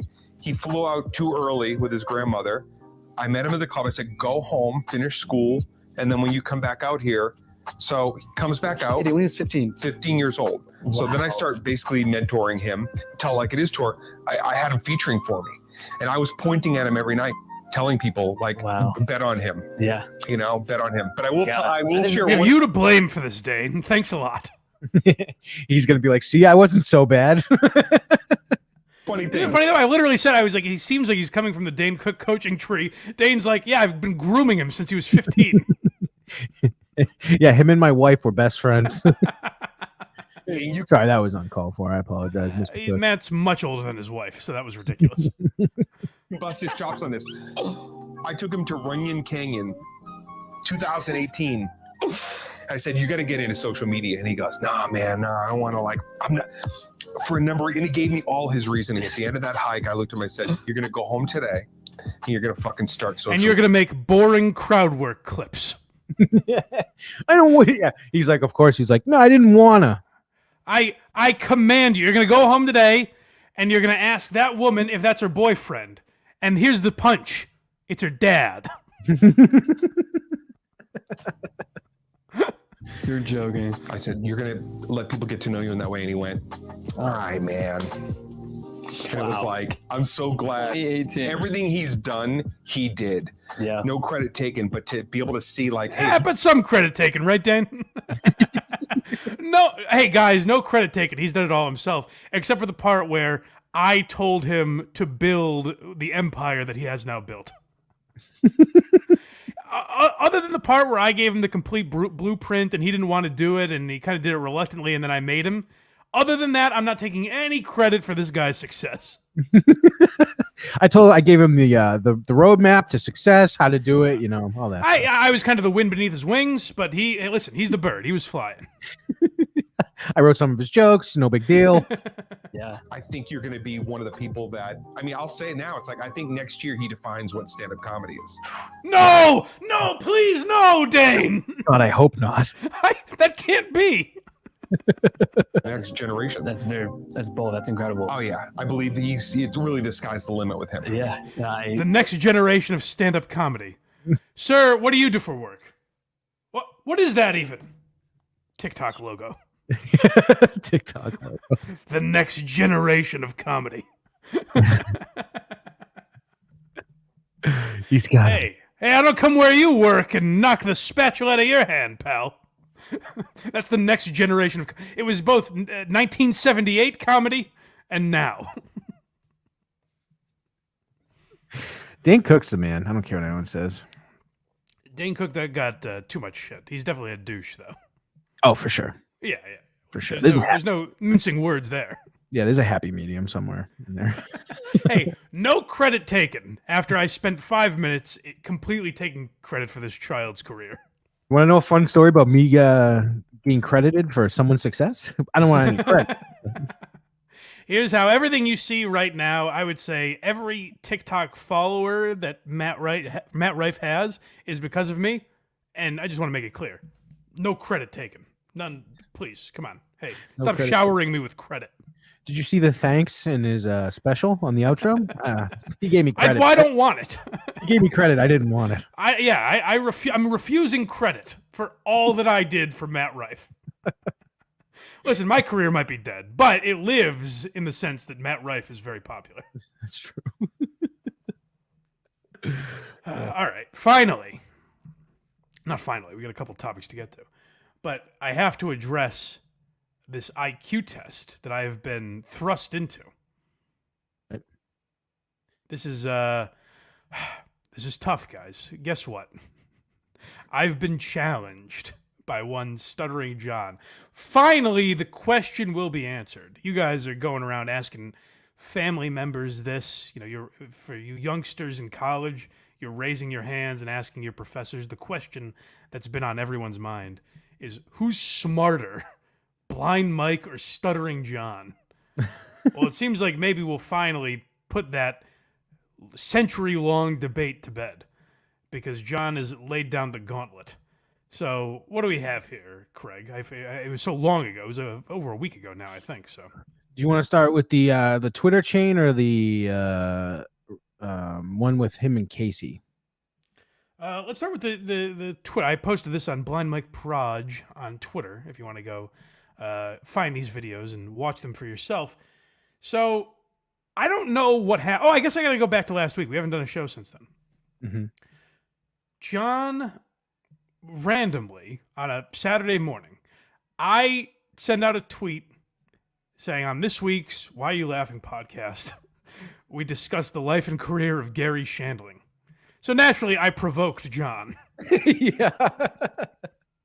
So I tweet out a Gary Shandling clip from the Why Are You Laughing episode, and John replies, "Oh, really?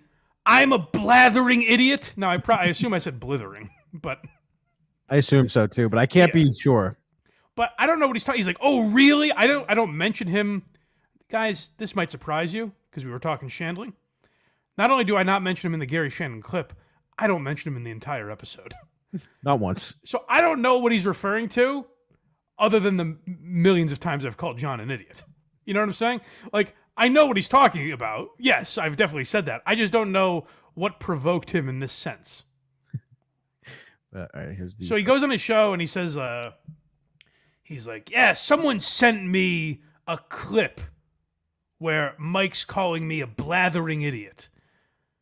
And I'm like, John, just admit you evidently watched my show.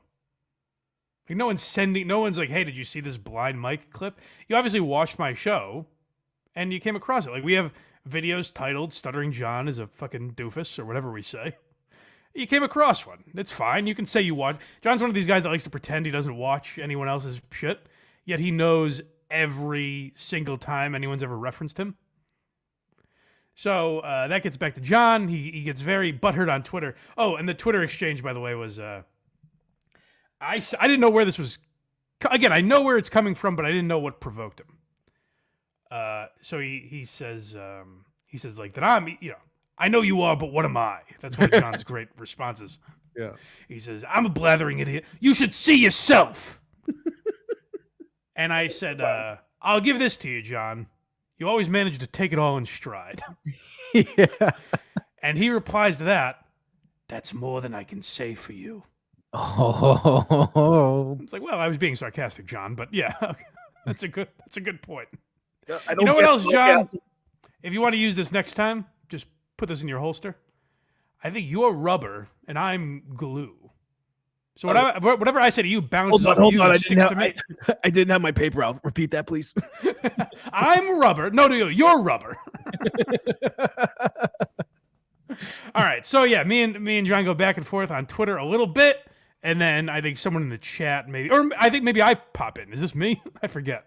No, I think you're on the third. I don't know. They're everywhere. Yeah. By the way, to negotiate this, the terms of this IQ test, I have to pay him I have to send him super chats to try and nail down a time to do this. Blind Mike, dude, you're a dickhead. Okay, you know. Why?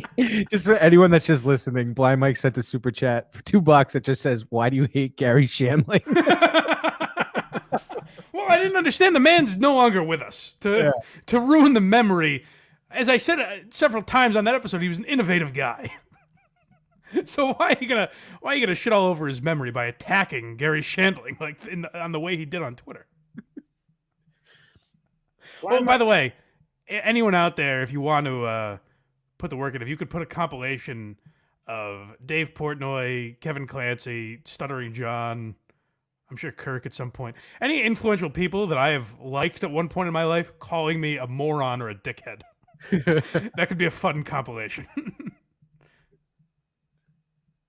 Blind Mike, dude, you're a dickhead. Okay, you know, look, I don't mind. Well, I do. It's just odd that I've never met this fucking guy. I never said the bad word about him, but everybody seems to feel it's okay to take shots at me. Well, John, hold on a second. That's true. I've never met you. Fucking idiot. Doesn't know who I am. Hold on, pause. You're public. Go back. I want to hear him calling me an idiot. It is funny. but John, I know I've never met you. What does that have to do with anything? You're public. You do a podcast. I'm analyzing your podcast, and I've come to the conclusion that you're a blithering idiot or blathering, whichever you prefer. Blithering, blathering. Yeah. Now, do I think John is like? Do I hold any resentment towards John? No, of course not. But he is an idiot, like unequivocally. It's not a debate that I'm having with people. Everyone's decided objectively, John, you're an idiot. That's fine. Dope lunchbox, $5. Anybody who Craig can agree with should not be platformed. Anyone who Craig can agree with. I don't get it. But thanks for the $5. Thanks for the $5. Here we go. I never said the bad word about him, but everybody seems to feel it's okay to take shots at me. This fucking idiot doesn't know. Whoa. Hey, John, you've never met me. I mean, in the same sentence, he contradicts himself. You've never met me. You have no right to call me an idiot. Anyways, this fucking idiot. John, we've never met. What happened to your rule that you made up a second ago, where if you've never met the person, you can't call them an idiot? To see him on some show, and I really didn't know who he was until somebody said, and he goes, well, everyone knows that John is... I didn't know who he was until I started subscribing to all his podcasts and listening to him. I didn't know who he was until I watched Quincy on Patreon. Yeah. Which guy on the Patreon is John? I'm still in season 4. I'm a little behind. But this season is great. And he asks the good questions, like why would they make Sam the lead of this episode? I don't understand it. Where was Klugman that week? What a blithering idiot or a blathering idiot or something. Okay, so what's happening there, by the way, is everyone on Twitter that responded to this tweet said, "Are you sure you don't mean blithering, John?" And this is John's way of going like, words, what do they even matter? You know, it was Blind Mike who said it, not me. I was just repeating them. Now, keep in mind, I have said I have 160 IQ, but like, what are words? Who cares? Blithering, blathering. What's the difference? I don't like. Why do you get so hung up on language? It's pesky language. John is a blithering idiot or a blathering idiot or something like that. I'm like, He still doesn't know. He still doesn't know which one. Something like that. What's the third option, John? Blithering, blothering. Who knows? I don't even know you. I'm an idiot, really? How about we go head to head and on an IQ test? My 10 grand to your 1G. I accept. And it's over. I accept your challenge. Yes. All I could think of was, Always Sunny when Charlie's talking to the lawyer. he says, I challenge you, sir, to a duel. And the lawyer says, I accept. Yes, I do that right now. He takes a gun out of his desk. Let's do that. Let's see who the blathering idiot is. See, still says Mike. blathering. Is it blathering, John? I'm not sure. I hope this question isn't on the IQ test. Blithering is smaller. Blathering is big. But you were saying I'm a really big idiot, then that's blathering. So I'll go back just a little bit if you could. But did you catch the stakes of this IQ test? Yes, I did. That's And an odd... I gotta be honest. Not very smart. Offering 10 times as much money. Yeah, I gotta say, I went toe to toe with Barstool CEO Erica Nardini in a negotiation. That was very funny. My negotiation prowess is not what I'm known for by any means, but I would never think to just opening bid. I'll put up $10,000. You barely have to show up. Yeah, so I can gladly put up 1,000. My sugar daddy hack ride has offered to pay for me, but that's not necessary hack ride. I appreciate it. I think he might be like a secret millionaire or something. I don't know what's going on with hack. And he messaged me and was like, just so you know, I'm sure you can afford it. I'm not trying to disrespect you, but this is for me. And I'm like, I don't know what that means, and I don't care to find out, but Idiot, really? How about we go head to head on an IQ test? My 10 grand to your 1G. I'm surprised he didn't obviously be like, I got an idea. How about you and me in a 10-round boxing match?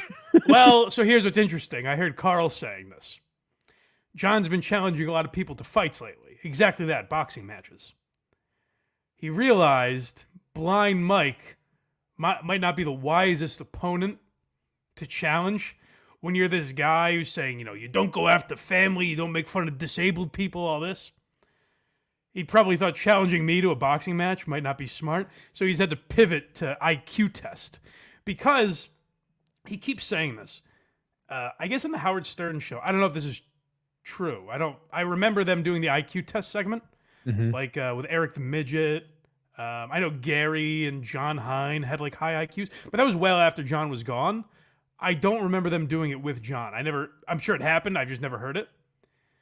And John claims when they did that he had a 135 IQ. Now, my suspicion... It's quite high, isn't it? I believe that's genius level, yeah. My suspicion is Howard Stern may have known it would be interesting radio to make John the smartest person on the staff.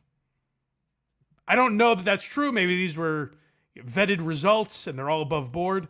But the idea that John is a genius... I don't believe it. And here's the other thing about this whole IQ test. Like, first of all, Hack Ride and other people on Twitter have been like, you gotta do it, Mike. Shut John up once and for all. And it's like, okay, so if I beat him in the IQ test, are we finally gonna get to call him an idiot? Have we been bottling that one up for a long time? Are we gonna finally know that John is dumb? Like, I'm pretty sure we already have the answers.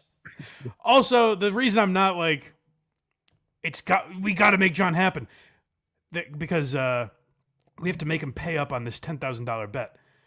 Okay, so we're going to be the first people to call John an idiot. And are we going to expose that he's cheap and greedy? He's not going to pay up? Wow. That's never been brought up before. These are not groundbreaking things. Like, yeah, John's going to back out of this. It's never going to happen. We'll get to why I really don't think it's going to happen in a minute. But yeah, like Hack Ride's very excited for it. I would just say it's not the biggest thing in the world to me. I don't think we're learning anything new about John. And the other thing, from John's perspective, let's say he wins. Can you imagine being like Stuttering John? You worked for the biggest radio show ever. You worked for the Tonight Show. And you're going to wear as a badge of honor, I'm smarter than Blind Mike. Whoa. This is what I've been criticizing Kevin and John for, is like, you think you're better than us, yet you can't help yourself from getting in the weeds with us. At least I could drive to a 7-Eleven.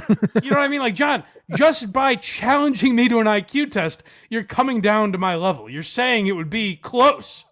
You also cannot allow him to find the mediator.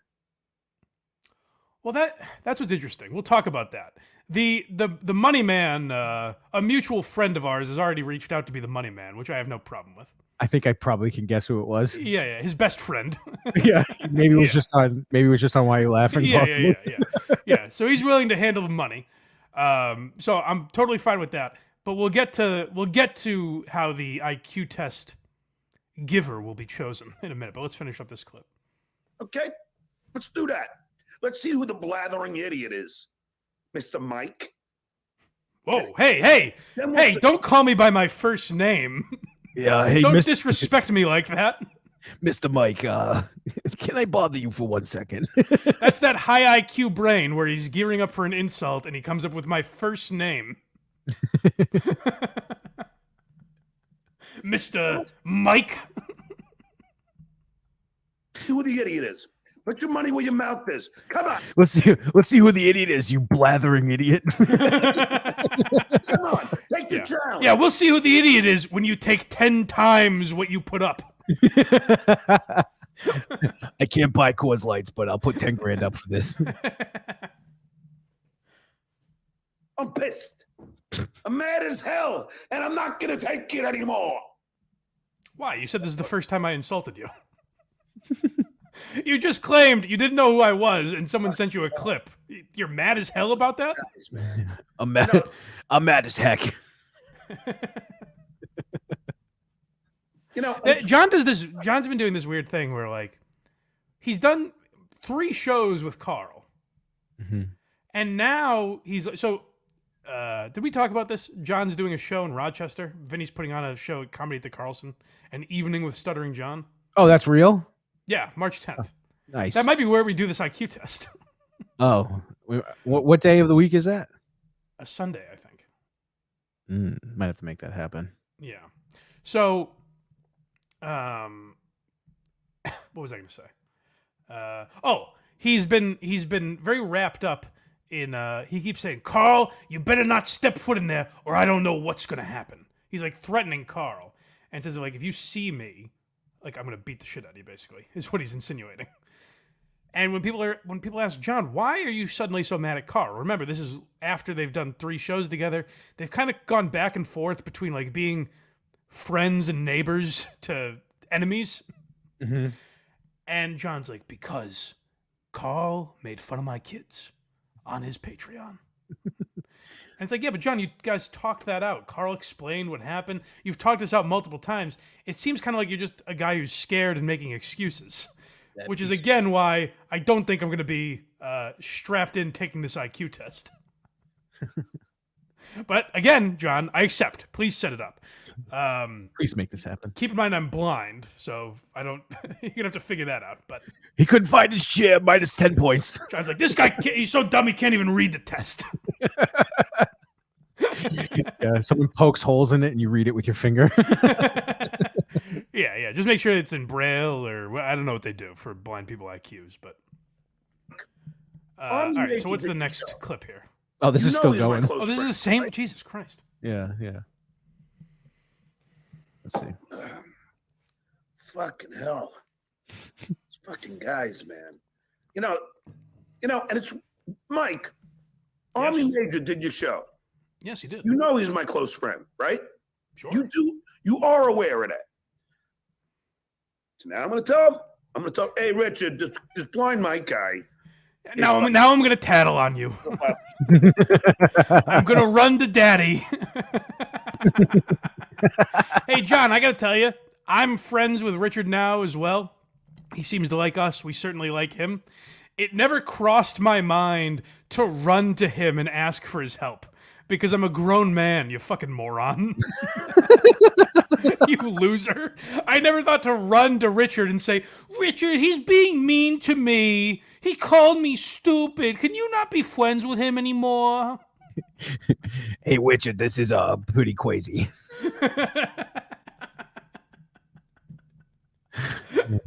Richard, you can't be friends with him because I'm not friends with him now, and we're not going to let him sit at our lunch table. And if he does, it's going to be public humiliation. It's going to be insane.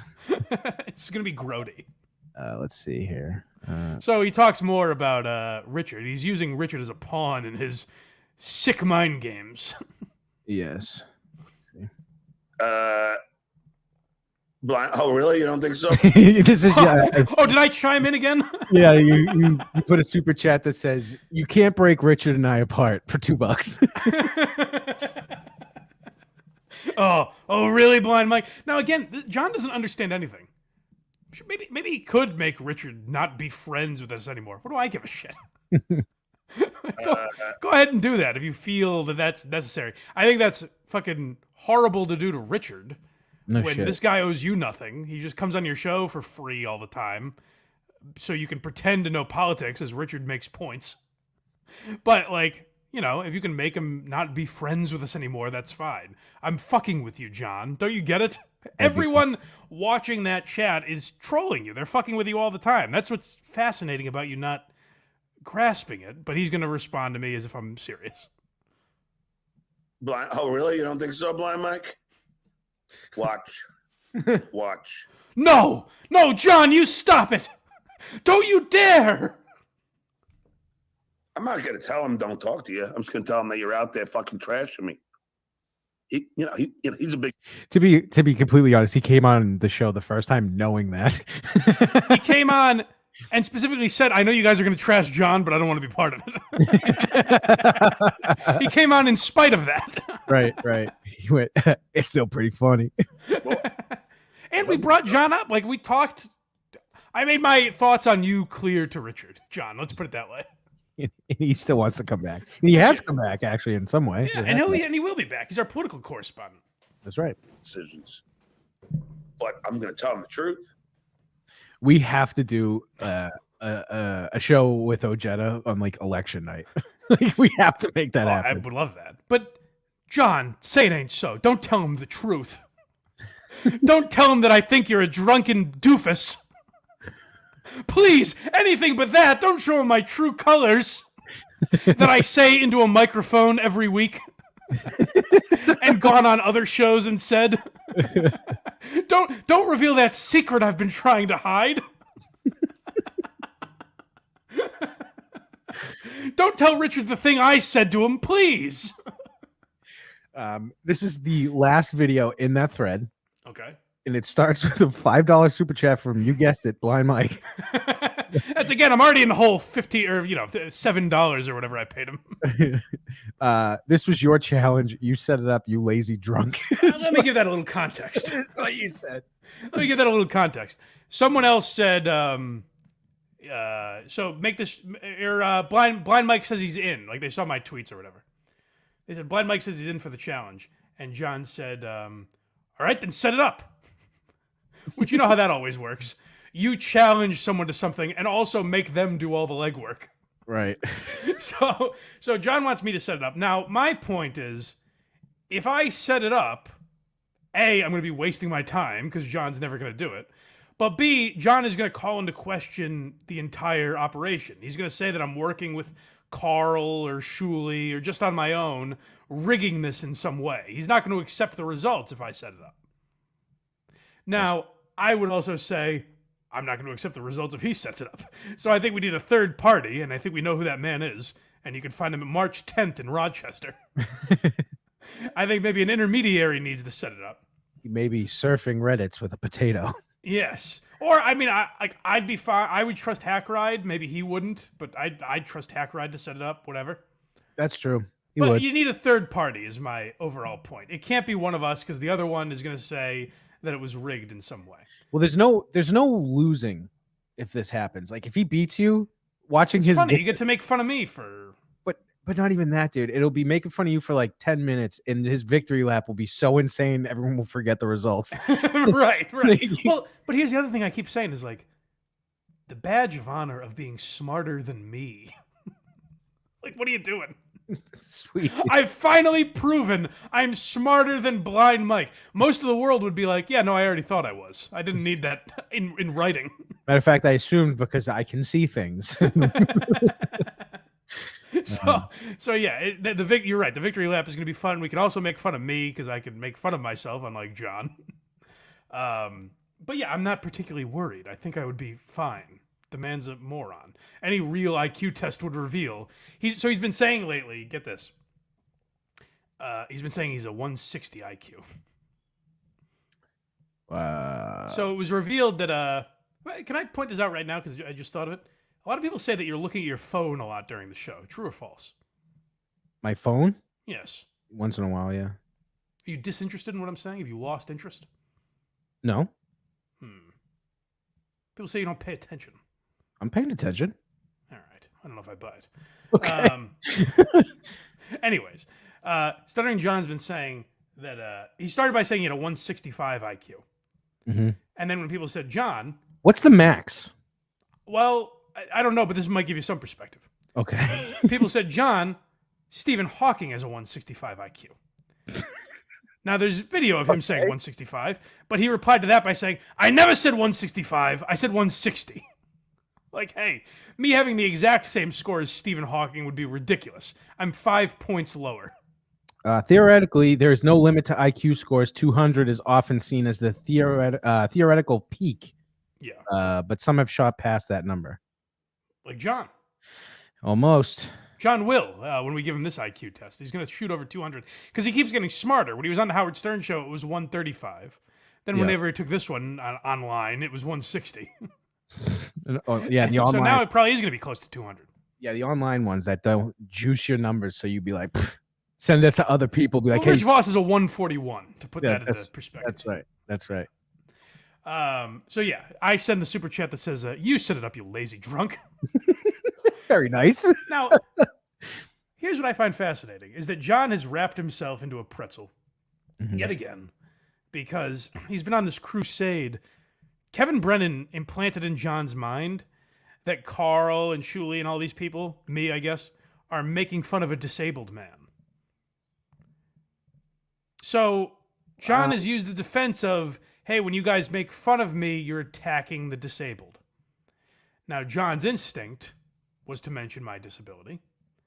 And then he kind of remembered the new leaf he's turned over and goes into this rant. Blind Mike, that was your challenge. You set it up, you lazy drunk. Oh, God. Disgusted by that. You know what, Blind Mike? You're such a loser. He's just like, he's saying this like, why won't you love me? That's his thing with everyone. Is like, why aren't we friends? Yeah. You're such a loser. And that's a high IQ insult.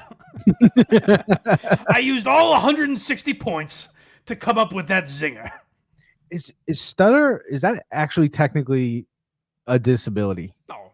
It's a condition. I don't know how it would be defined. No, it's not a disability. That's what he has the ability to speak still. No, it's not a disability. That's very true. Very true. You know what, Blind Mike? You're such a loser. Such a Blind Mike. First of all, are you really blind? I don't know. Whoa, whoa, John. Whoa, that's new ground. You're going to throw a wallet at my face, dickhead?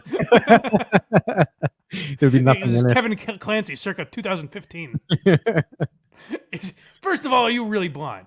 Which, as I've mentioned, what is the advantage of the nickname if I'm not blind? I don't know. What possible points would I win for being fake Blind Mike? Other than Hasan Minhaj's stolen I was going valor. to say, you're going to go tell down stories. Go down the Hasan Minhaj route. And they said, Mike, you're breaking down barriers for blind people. When will you stop and smell the roses? Right. Yeah, so maybe that would be the advantage. But John catches himself because he's about to call into question me being blind. And then I think he realizes, why would I do that? I don't know. I don't know if it's just a nickname. You really blind. If you're really blind, I'm It's sorry. really potato. That's a hard way to go through life. So, I mean, seriously, believe it or not, I'm not a narcissist, and I am. Believe it or not, I'm not a narcissist. And to prove that, I'm going to make this about me. I'm not a narcissist. To prove that I'm not a narcissist, I'm going to question your disability and then talk about what a great guy I am. That's how I'm proving I'm not a narcissist, or whatever he calls it. A narcissist. As he's chugging beer after you called him a drunk. He is Chip Chipperson. Narcissist. I mean, yeah, I guess so, yeah. And I am empathetic in any situation. If you were born blind, that is horrible, and I feel bad.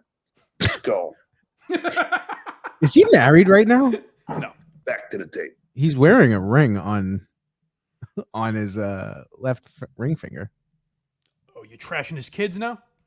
Is that Trashing what his I'm ex-wife doing? and kids? Yeah, You piece of shit. Hey, that- John, get this guy involved. Take an IQ test against him too. Oh man, I'll do it. Why not? See, I am dumb. So John, I heard John the next day be like, maybe we could do this at a live event. I think an IQ test only takes 4 hours. And I was like, so in your mind, John, the crowd is going to sit there quietly while we diligently take an IQ test. Everyone be quiet. Like the MCAS test. They just watch. Ooh, he erased something there. Someone says something, someone's like, "Hey, shut up." But wasn't that incredible? Where he's like, "Are you even really blind?" Because if you are, that's very brave, and I can't imagine the burden that you've faced in your life and the opportunities you've missed out on. Hats off to you, my friend. And then he cheers me. He's drunken in his feelings. Skull. My response to you calling me a lazy drunk is to lose my train of thought and take a sip of my beverage. A skull. I love the heartfelt skull. Skull. Yeah, there's it's like Groot. Like I am Groot. There's different emotions to it. Yeah. Not I am Groot. I'm Groot. We have 2 more. All right, what other John clips do we have? This one is Ask how Howard feels about. Whoops. Yeah, we're playing. Is this Casey Armstead? Did someone ask him about the IQ test? I believe. Oh no, this is the 9/11 thing, right? Oh yeah, yeah, I think so. Yeah. So we talked a couple weeks ago on Why You Laughing. Drew Lane was on, and we talked about the Howard Stern show on 9/11. Great episode. People seem to be enjoying it. Go check it out if you haven't. But the best clip that we played was John after the second tower hit, turning to Howard and asking, "Have you ever seen the movie Swordfish?" It's truly a brilliant moment in human history. So we played the clips last week where we heard John respond to all of that. This is where John loves to rewrite history. He forgets, that the Howard Stern show, probably more than any other show in the history of radio, has been documented. There's hours of it on YouTube. So he forgets he can't just make things up about things that happened on air. Should I play the actual clip first before this, or no? after? Play because I want to hear John's explanation, and then we'll show the people how it played out. Because maybe John's right. I don't know. That's true. Maybe he is right. J-Lo teared after the second towers hit on 9/11. John asks how Howard feels about the movie Swordfish. Yeah, well, Swordfish. Halle Berry is naked. I don't really. How did you know, Casey? Not totally, but I don't think he's accurate but it was a swordfish kind of thing. So maybe it is. Okay. Hold on. There's a couple things there, but first I want to address 9/11, a swordfish kind of thing. That is how we all remember it. Some say never forget. Some say if you've seen Swordfish, you were there for 9/11. You know? Right. It's a 9/11 kind of thing. But he also says, I don't think that's true. But, I mean, if it is true, he was trying to compare sort of the similarities between that great motion picture and the events of 9/11. So, John's trying to say it wasn't true. So let's go and listen to the audio in question. How's that? Yep, 1 second. I hate these Twitter videos. Here we go. Here. Hey, Cole. Does this scare you? Yes, it does scare me. We're totally too lax in this country. Trying to tell you. Tell me if you're ready. Would you see that movie Swordfish, Howard? Live now at the same facility with approximately 40,000 people. Did we edit that video? Oh, hey, 40,000 people might be dying. You ever seen the movie Swordfish, Howard? It's unbelievable. That was his first thought. But here's the thing. Let's say the equivalent of that happened now and KMS happened to be live and I said something like that. And, fucking 20 years from now, people are... I'd be like, oh, that's hilarious. What an idiot I am. Right. John doesn't have that ability. He's like, no, it's not true. or he has to justify the reason by saying 9/11 and swordfish are the exact same thing. Well, they are, obviously. Yeah, no, it was kind of a swordfish thing. It's it's kind of a swordfish. In many ways, I think the terrorists on 9/11 were inspired by the movie Swordfish. Fucking doofus. Why? Why is his instinct to say that the chatter is lying when there's proof of it? John, who cares? It's funny that you said that. Embrace it. It's fine.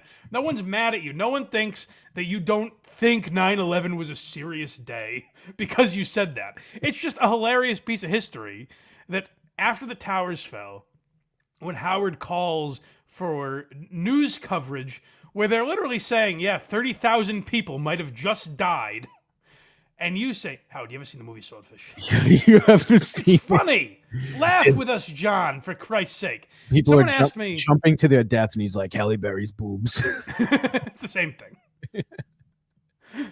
Someone reached out to me recently and was like, Mike, what is the end game, do you think? With he's like I think he's related. This person messaged me on Twitter. I'm assuming they reached out because they relate to things I've said about John. Mm-hmm. Where I'm like, there's got to be a point where we don't find it funny anymore. It's just so repetitive and shit. Right. And this person was like, what's the end game? Like, it doesn't seem like John's ever going to learn his lesson. We're never going to get him to see the light. And I don't have a good answer for that person. Like, I don't know what the end game is because it does feel very repetitive. It's just the depth of the well, the amount of times he can be this stupid is fascinating. And that's the other thing, John. If you have a high IQ, let's say your IQ is proven to be 160 and you're much smarter than me. That's the other thing is even if John beats me, it's going to be proven that he's lying about the 160. There's so many ways this goes bad for John, and there's virtually no way it goes bad for me. Exactly my point. There's no bad outcome. Yeah, so yes, John will happily do it. I'm saying again, yes, I will do it. But, you know, let's say it's proven that he has a 160 IQ and he's much smarter than me and smarter than Carl and Shuli and everybody. Doesn't that make it worse that you're a genius who is living in squalor? Is this dumb? Yeah, that you and I have the same occupation, John. No shit. You rose to the levels of the Howard Stern Show and the Tonight Show, and now you're on YouTube bickering with me and taking an IQ test against me. Don't you see you've already lost, you idiot? How do you explain this at the Pickwick pub? What are the guys at the Pickwick gonna think? I'm learning. That's the thing is like I don't even hate John. I don't know what, but I feel like you can call someone an idiot and still kind of enjoy it. Now I do think he's also a bad person, but you know. There it is. Now the truth comes out. That's neither here nor there, though. You know. There is one more video. I honestly completely forget what's in it. I don't remember what it is either, but we might as well play it. Might as well here. Now, see, I had the challenge going with Blind Mike, but I don't know even how to. Oh, here I'll set it up. Okay. Seems like he's already backing out. Oh yeah. Now, see, I had the challenge going with Blind Mike, but I don't know even how to get, like, that means Blind Mike and I got to be in the same room, take the same time. It's got to be a proctor, and and there's got to be an administrator. Seems like you know exactly how to do all of that. A live event. Seems like you know everything that's going to go into this. It seems like you know in excruciating detail what we need.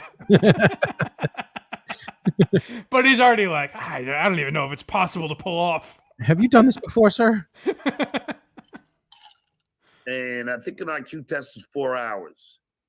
And then, no, I think maybe it's 2 or 3 because I took it on the Stern Show. It's probably about 3 hours. I'm imagining like Cardiff Electric just sitting there silently watching us for 4 hours. Ooh. Ooh, good answer, Mike. Are you sure it's C? Then we reveal the results. But I'll certainly take the IQ test against Bessie. And it's Vince the lawyer, who's an asshole, the guy that put Carl's address out there and shit. What a great guy. Or where Carl lives, or that he lives near John, or whatever the town they live in. I think he said. Great guy. But the way John said that, doesn't it feel like he's already kind of out on the challenge with me? He doesn't. I'll certainly do it against Vince. I think he doesn't want to not do it against you, but he doesn't want to. He doesn't want to be the guy that's like, no, I can't do it. Yeah, right. So he's like, oh, there's just so many factors. We're not going to be able to pull it off.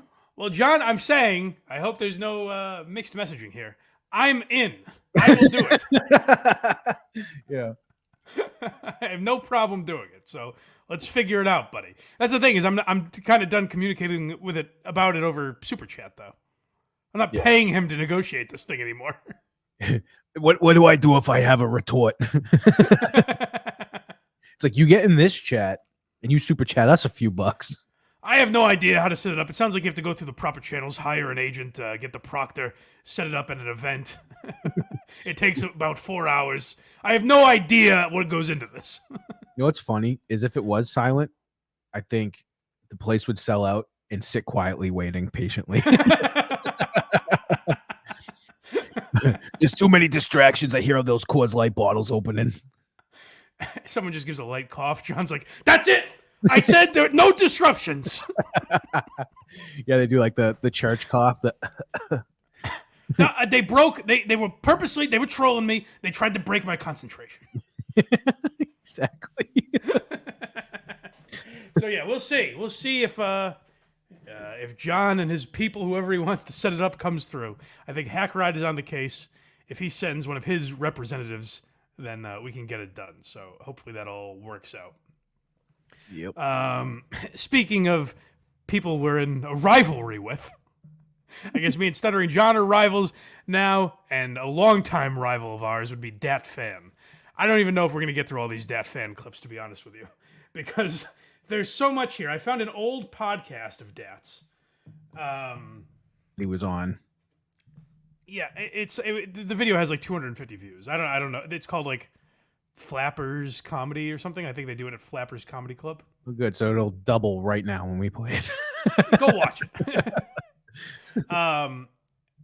But I clipped pretty much, I think, all you need to hear, because Dat regales us with tales of his fame and fortune. I didn't realize how successful he was, but as always the case, like, you know, the reason we know Matt Rife is famous is because he went on a podcast and told everyone how famous he was, right? Isn't that the first time we heard of him? Yep. Because he had to tell us how famous he was. That's how you know people are famous. That's the only reason I know who George Clooney is. Right. Is the podcast he did where he's like, I'm a famous guy, as a matter of fact. Yep, that's how all the best podcasts start. Yeah, so that goes on. This is from 2017. So, you know, ancient history, you could say, I suppose, 5 years ago or 6 years ago. But I felt it was worth noting because we've played a lot of clips that indicate that Dat has not changed over the years. And this is also probably why he didn't like that there were audience members there cheering for someone other than him at his comedy show. Today, the original winner of the last comic standing. Boy, he's really been milking that credit. That was 20 years in. I mean, Jesus Christ, Dat. We know the winner of last comic standing. We understand. That's got to be like, that's a credit that everyone's like, what the fuck is that at this point? Right, yeah, right. 10 years prior, they were like, what the fuck is that? Dat Phan. What? There's nobody clapping. That's the weird part. It's I like know. Well, it is a podcast. Yeah. Let's clap for ourselves. Oh yeah, we'll just clap. Already, can this guy not be like an arrogant prick to people? No. Hey, there's nobody clapping? What the fuck are you talking about? They're supposed to clap for you? I think he thinks that. Yeah. Is this the first time he was ever on a podcast, maybe? Yeah, why isn't the studio... First of all, you're in the room. You can see how many people are there. But like... Which is even worse because in his mind, the host and producer is supposed to be like, yay, Dat's here. That wouldn't be insulting to you? Be like, yeah, woohoo. I think it would be insulting if he thinks we're about to find out because the next clip is Dat's level. But I think him being on this show, looking around, is probably insulting to himself enough. Yeah, well, he realizes, hey, if they're not going to give you the accolades, you might as well give them to yourself. Right, buddy? Concerned about. That's I probably shouldn't be worried about that. So, You look like $1 million. $1 million. Damn it. So a lot of what we do on this podcast, we have a lot of comedians listen, and they're always interested in. Listen, we're not here to make fun of them, but they do reference the size of their audience, which based on the YouTube numbers doesn't feel right. But we're not here to shit on them today. That's true. They get a free pass today. Yeah. Always interested in finding out, like, how do I get to where Dat Phan is now? You know, No, hold on. That's not how they say it, though. How do I get to where Dat Phan is? Jesus Christ. How do I avoid getting to where Dat Phan is? He's playing shows where there's no major roadways. Yeah, they see him posting about being at an Aberdeen Ironbirds game.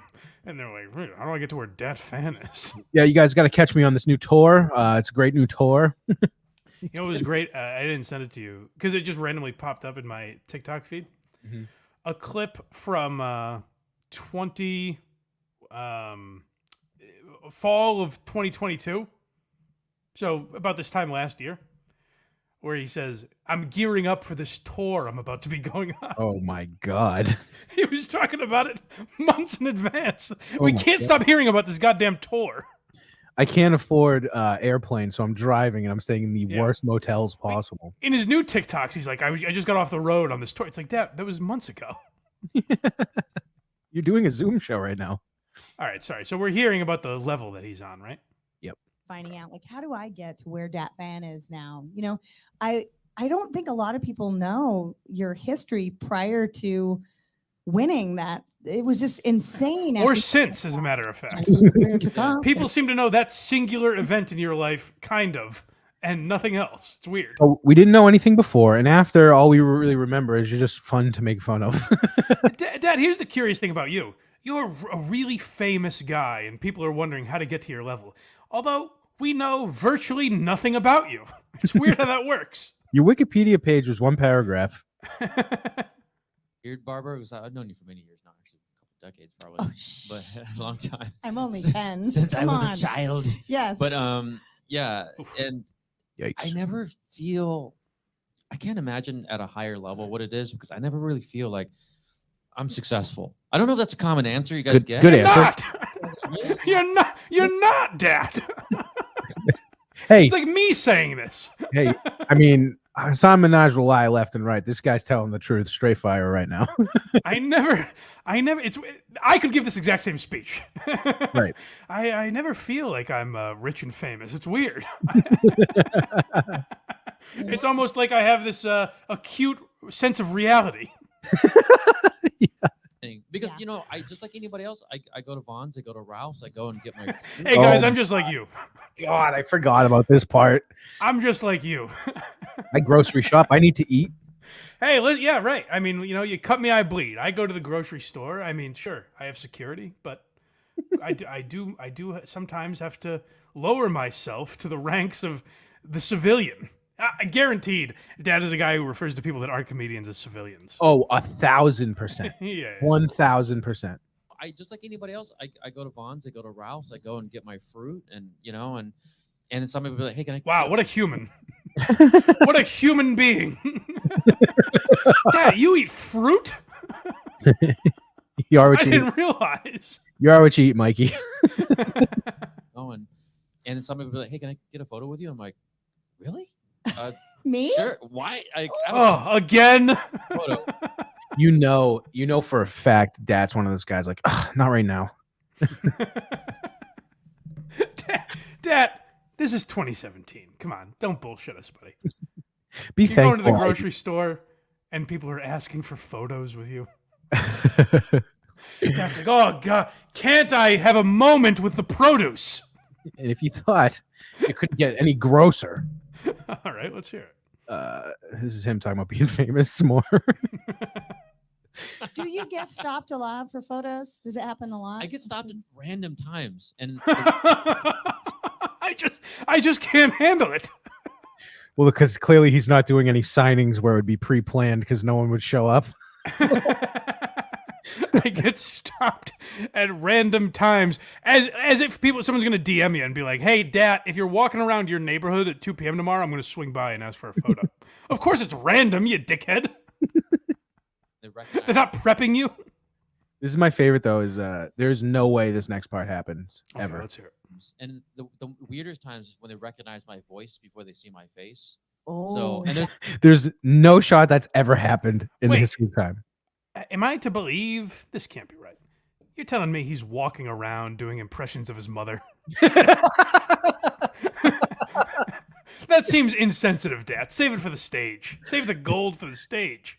He's walking around just muttering to himself like aircraft carrier American flag nails. And everyone's like, oh my God, is that Dad? Dad? Dad, is that you? I can't see you yet. Maybe he means me.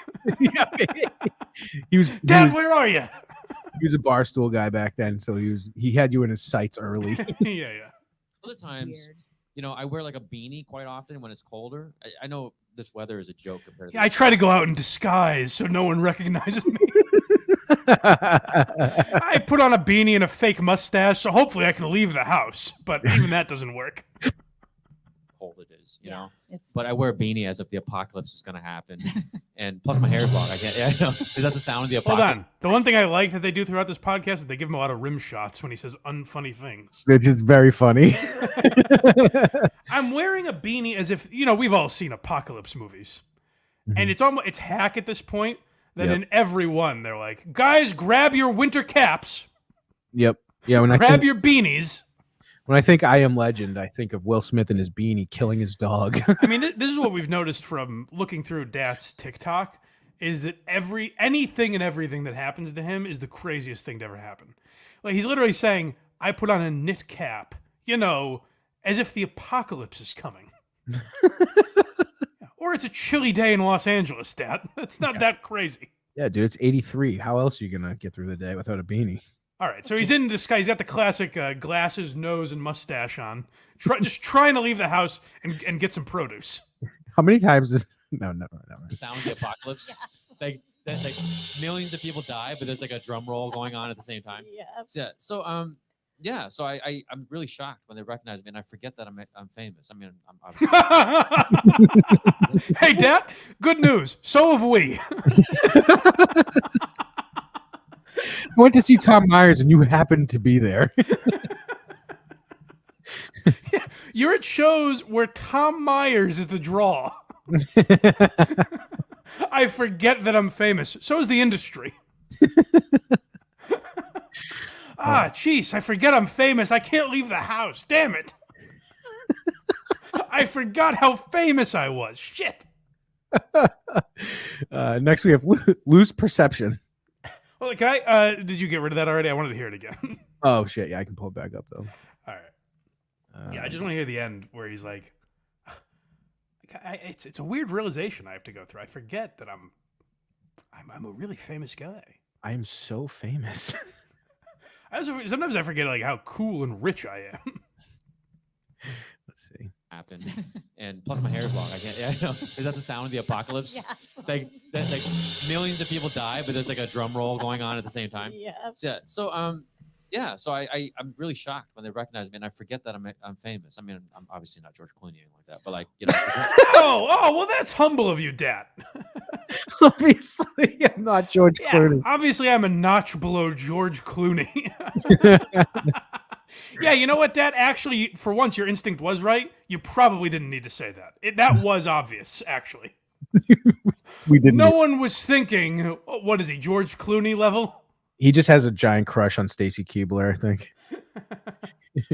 Jesus Christ. I mean, listen, obviously, I'm not. Good. I'm glad you showed that you have some perspective on this, Dad, by saying, obviously, I'm not George Clooney, but I'm a famous guy. Next, we have... This is loose perception now. Unless you want to hear that again. No, let's hear that.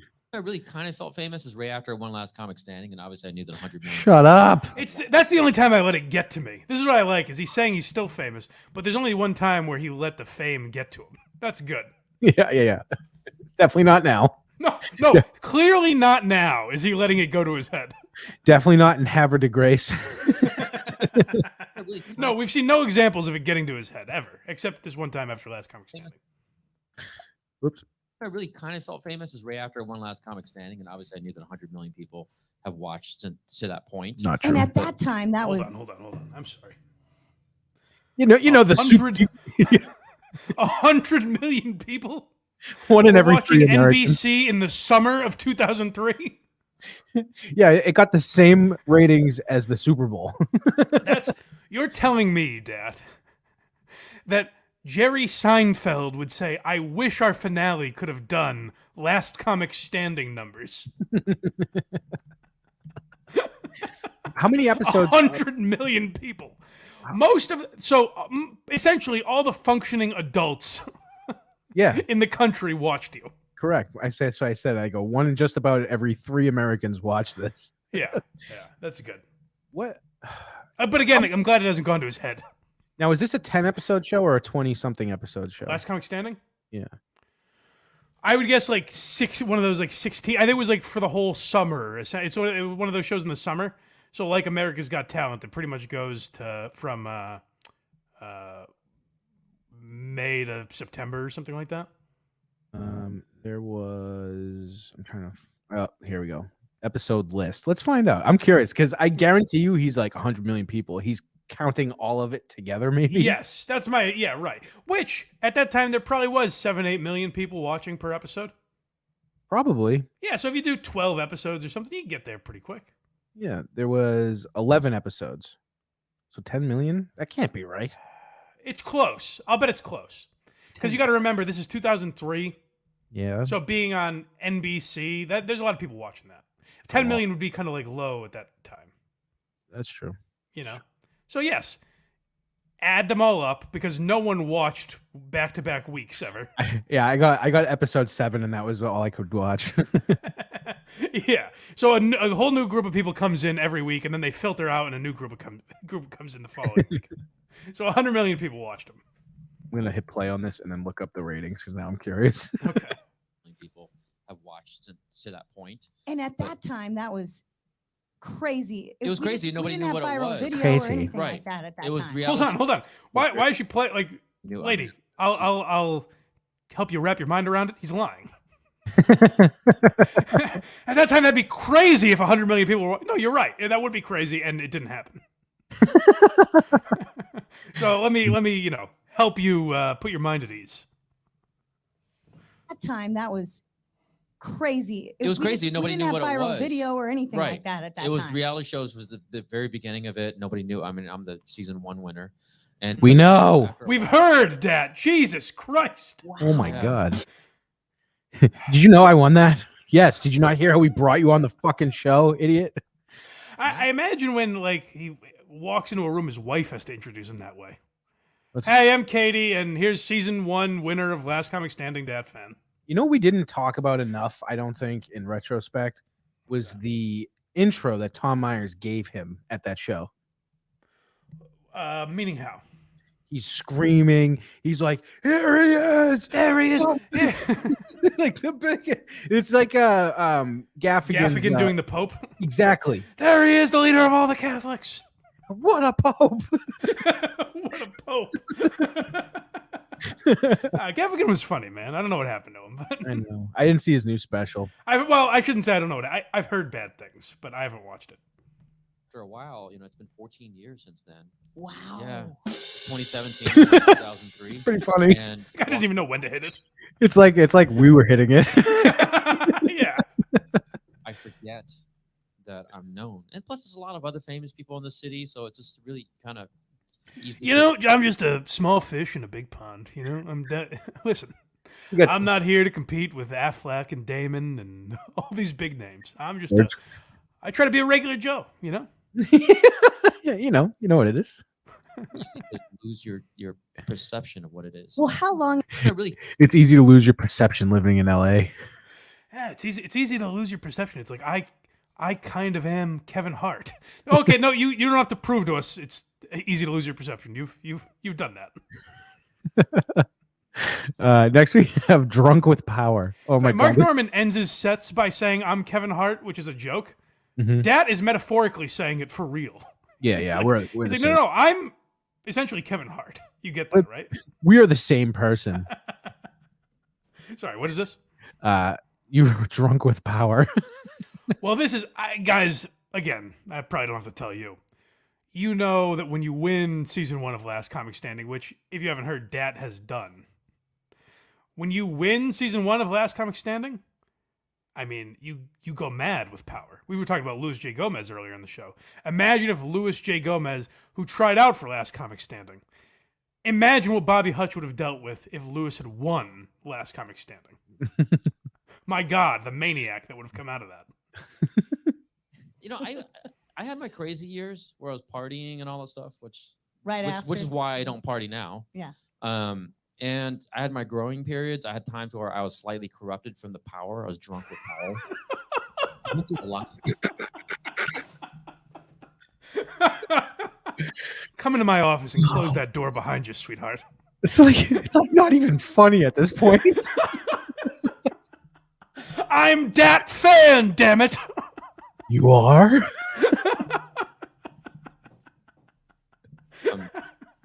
And I had my growing periods. I had times where I was slightly corrupted from the power. I was drunk with power.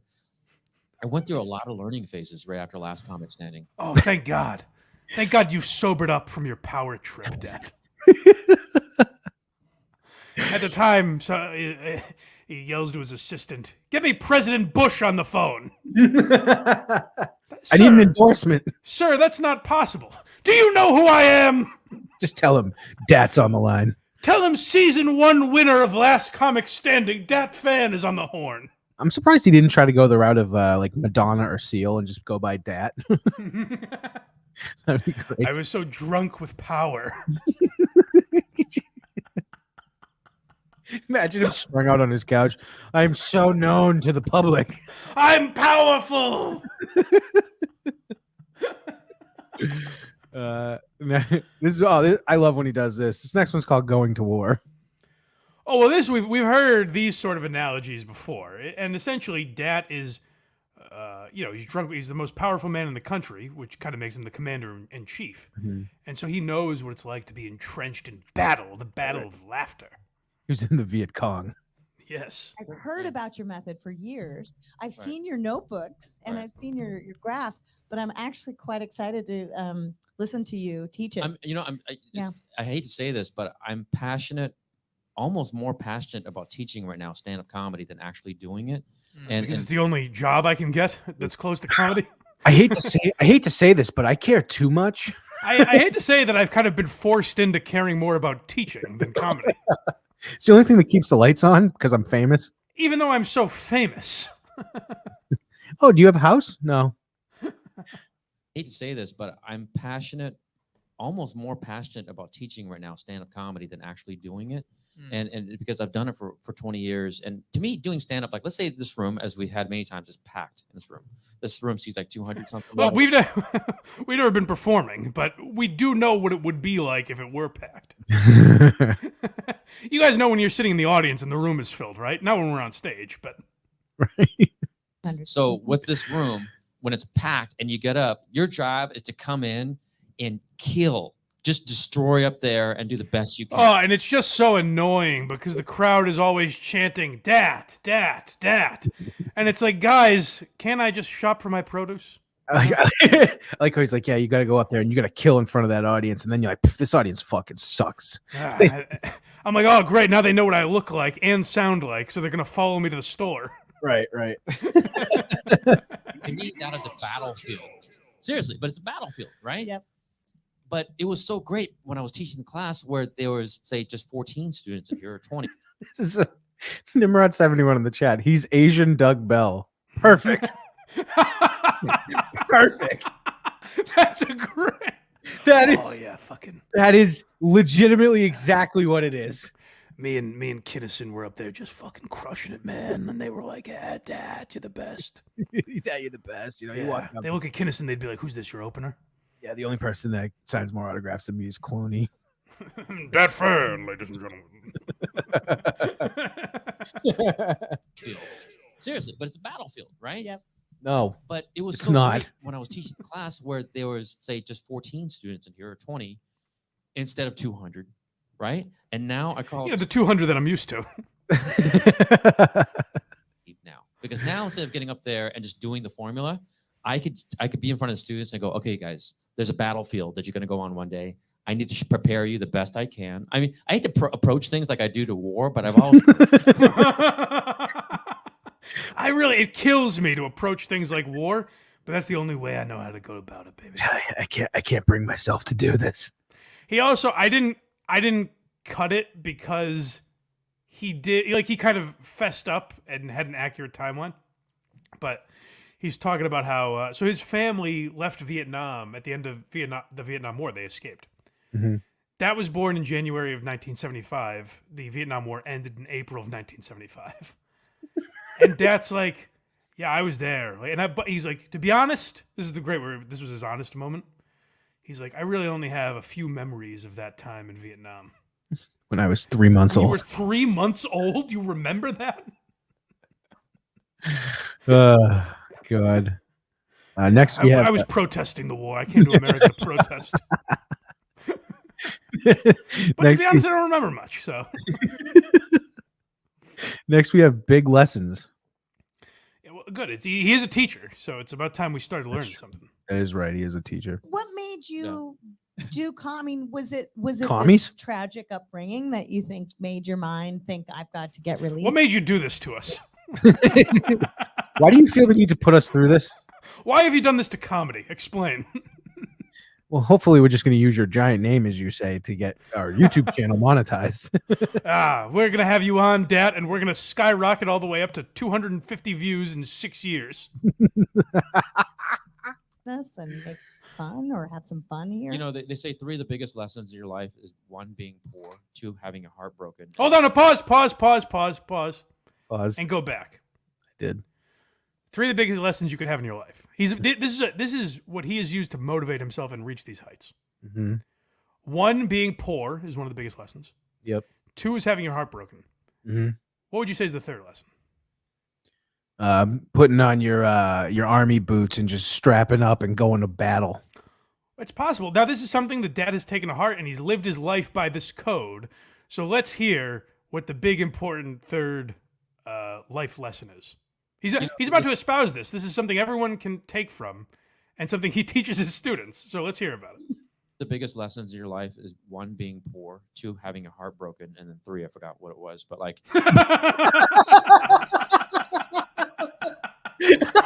Why not just say 2 lessons? Because he can't get the comedy out of it. It's always the rule of 3. The 3 most important lessons are 1, being poor, 2, having your heart broken, and who knows?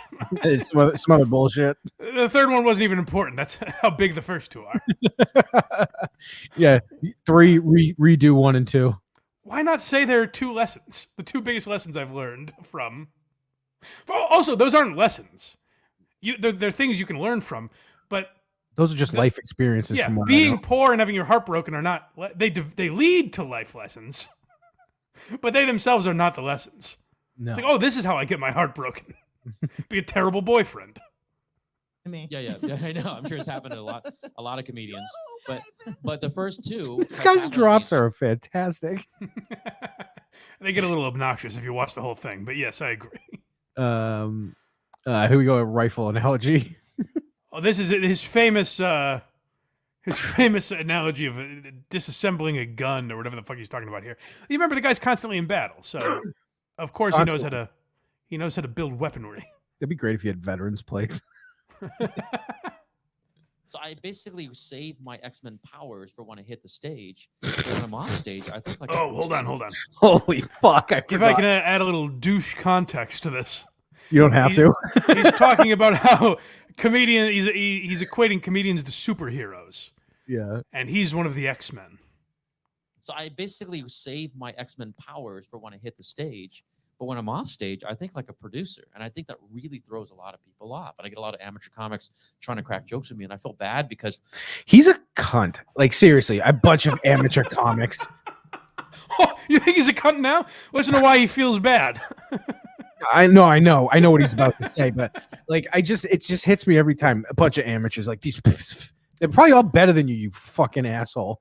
Right. That's the thing is like, that's why the comedians that are like legends in New York, let's say, are so beloved is because they don't treat people like that. They'll bust people's balls the same way.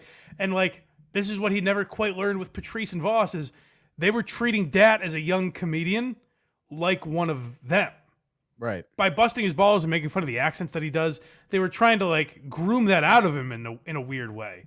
But Whereas Dat looks at young comedians down his nose. It's like, But "Oh." he doesn't realize that's what they were doing still. Right. But he what he does is worse because he looks at people as amateurs. Like they're not even in my league. And Right. case in point, this description of how he treats people. Trying to crack jokes with me, and I feel bad because when they joke to me, they see the humor. I see the matrix. Like I see code going down on where I could fix the code to make it a better thing. I could actually disassemble the rifle and put it back together better than the way they have it. And they're like, "Why aren't you laughing?" I'm like, "Because I just thought of 3 other tags." Great podcast name, by the way. A podcast focused around Dat. Why aren't you laughing? So he disassembles the joke and puts it back together, and he goes, "Here you go." Yeah. Here you go, kid. Free of charge. It's like I don't want to say that at all. Like, yeah, no, I was just kind of having a conversation with you, actually. You can. Do you know how embarrassing it is to go, I had this joke and Dat Phan tagged it for me? And so I killed myself. so I turned that figurative gun and I made it a real one. Put it in my mouth. A young Robin Williams. Oh. You guys, I don't have to say this. You No. guys probably already thought. I mean, that's Robin Williams you're listening to, right? No, Right. no, of course not. Since 2017, he'd been dead for 3 years, I think. No. It's just the second coming of Robin Williams. Let's hear about it. Here's the really weird part. The last 4 TV shows I booked, including the second season, which was 5 shows, right? All the TV stuff I booked, I would say now 80% of it is drama. Very serious. That's the stuff that I'm Wait, landing. I'm sorry. Season 2 of what? Season 2 of Startup on Sony Crackle. I'm sorry, what? Something I've never, ever heard of? Oh, okay, good. On Sony Crackle. Well, here's the other thing. This is what Dat does. It's what Tom Myers does. It's what Stuttering John does, where you have to build up your resume by, like, in sheer numbers by adding things. What he's saying there is, like, he says he had these 4 parts in the last however many years. And then he goes, actually 5, because one of them is asking me back for season 2 for an episode. Right. It's like, no, that's the same job. Same role. You're playing the same character, so you don't get to add that. Hey, good for you. That's great. You're getting paid again and all that. Terrific. But you don't get to add that again. It's not 2 items on your resume. Yeah, if you watch my character on them, a reoccurring regular, it's very disturbing, my character. And it's like, I don't know. I think there's a few comedians. imagine. What do you play? I play a stand-up comic from LA. My God, this is disturbing. Reoccurring regular. Why is the man assaulting the audience with his words? Everyone leaves. They're bleeding from the ears. That's no Vietnamese person talks like that. Why is he doing that voice? And it's like, I don't know. I think there's a few comedians that do that, like Yes. where. Well, they- Robin Williams Yeah. started to do that. And it's a, He slipped her a note that said, "Ask me about Robin Williams." Do me a favor. When I bring up acting, mention Robin Williams. I hope they go out the same too. it's fun for me because obviously he's way up there as far as talent and powers and all that stuff. And I've had people say, "Hey, you kind of remind me a little bit of him when you're on stage and you riff and all that stuff." But then I'm able. Holy fucking shit, dude! And I, of course, say, I mean, hey, come on, that's very nice of you to say, and of course it's true. But I'm so humble that I don't want to accept that sort of. Could you imagine comparing yourself, like yeah, when I'm doing this show, I just people are always like, you remind me of a young Anthony Cumia. Yeah. People say, oh, the voices you do, they're great. You're really like you're kind of like if the Cumia and Artie show stayed on, it'd be just like watching the Blind Mike Project. It's exactly the same. Yeah. If you had them both in their prime, it's kind of just this. Yeah, if the nose didn't get fucked up, That's really what people say is like, hey, if Robin Williams, if he didn't have his demons, if he was a perfect man, they would be Dat Phan. Do like the very creepy, like the 1 hour photo type of non-funny movies. And I guess dramas, Dad. He said it earlier. You already forgot. Non-funny movies. Yeah, I like Robin Williams, but I particularly like his non-funny work. It honors me and it scares me at the same time because it's 2 completely different polar world opposites. Polar world opposites. It's just, I have such a hard time being Kevin Hart and Robin Williams. That's so many voices. It's like, Dad, are you a mogul? Are you an artist? What are you? It's hard. It's really hard. And then when I go out of the house, I'm Clooney because I'm getting flocked with fans. Yeah, people just throwing panties at me. You notice? Did anyone go up to Robin Williams in his life and say, "Boy, you remind me a lot of Dat Phan"? You know, I guess that's what I'm wondering mainly. If that happened, Dat paid them to go say it to And him. that's why what happened with Robin Williams. Everyone thinks it's that Lewy body disease or whatever he had. No, someone said you remind me a lot of Dat Phan, actually. Pimpin' ain't easy. Well, this is where I mean we've heard about the fame and the fortune, and you know it comes with that, the pussy. Like another 20 But pounds or something. I don't so know. many people, women must approach you after shows, right? They do, but they see. Now hold on, Drew P. Balls. I hope you're still in the chat. Because you and Justin as well. You guys see a little better than me. When we were in Havre de Grace, how many pairs of panties were on stage? Because I just wasn't able to see it. If you guys took count, I can't not hear Doug Bell now. that was a perfect analogy. Oh my God, was that spot on? Because he's just like, yeah, women must just throw them. Yeah, they do, but you know, it's part. of Yeah, I don't even care about that. It's part of the business. I'm in it for the art, man. Here, Let's start that over. I'm sorry. Like another 20 But pounds or something. I so don't know. many people, women must approach you after shows, right? They do, but they see. I mean, A I'm sure you different heard- person. Yeah, they see the guy on stage. They see the cool guy at the party, and they don't realize.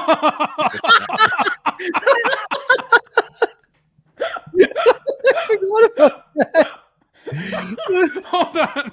Here's the problem. Is the ladies see my swagger on stage and see how cool I am, and I think, can I just get a break and be me off stage?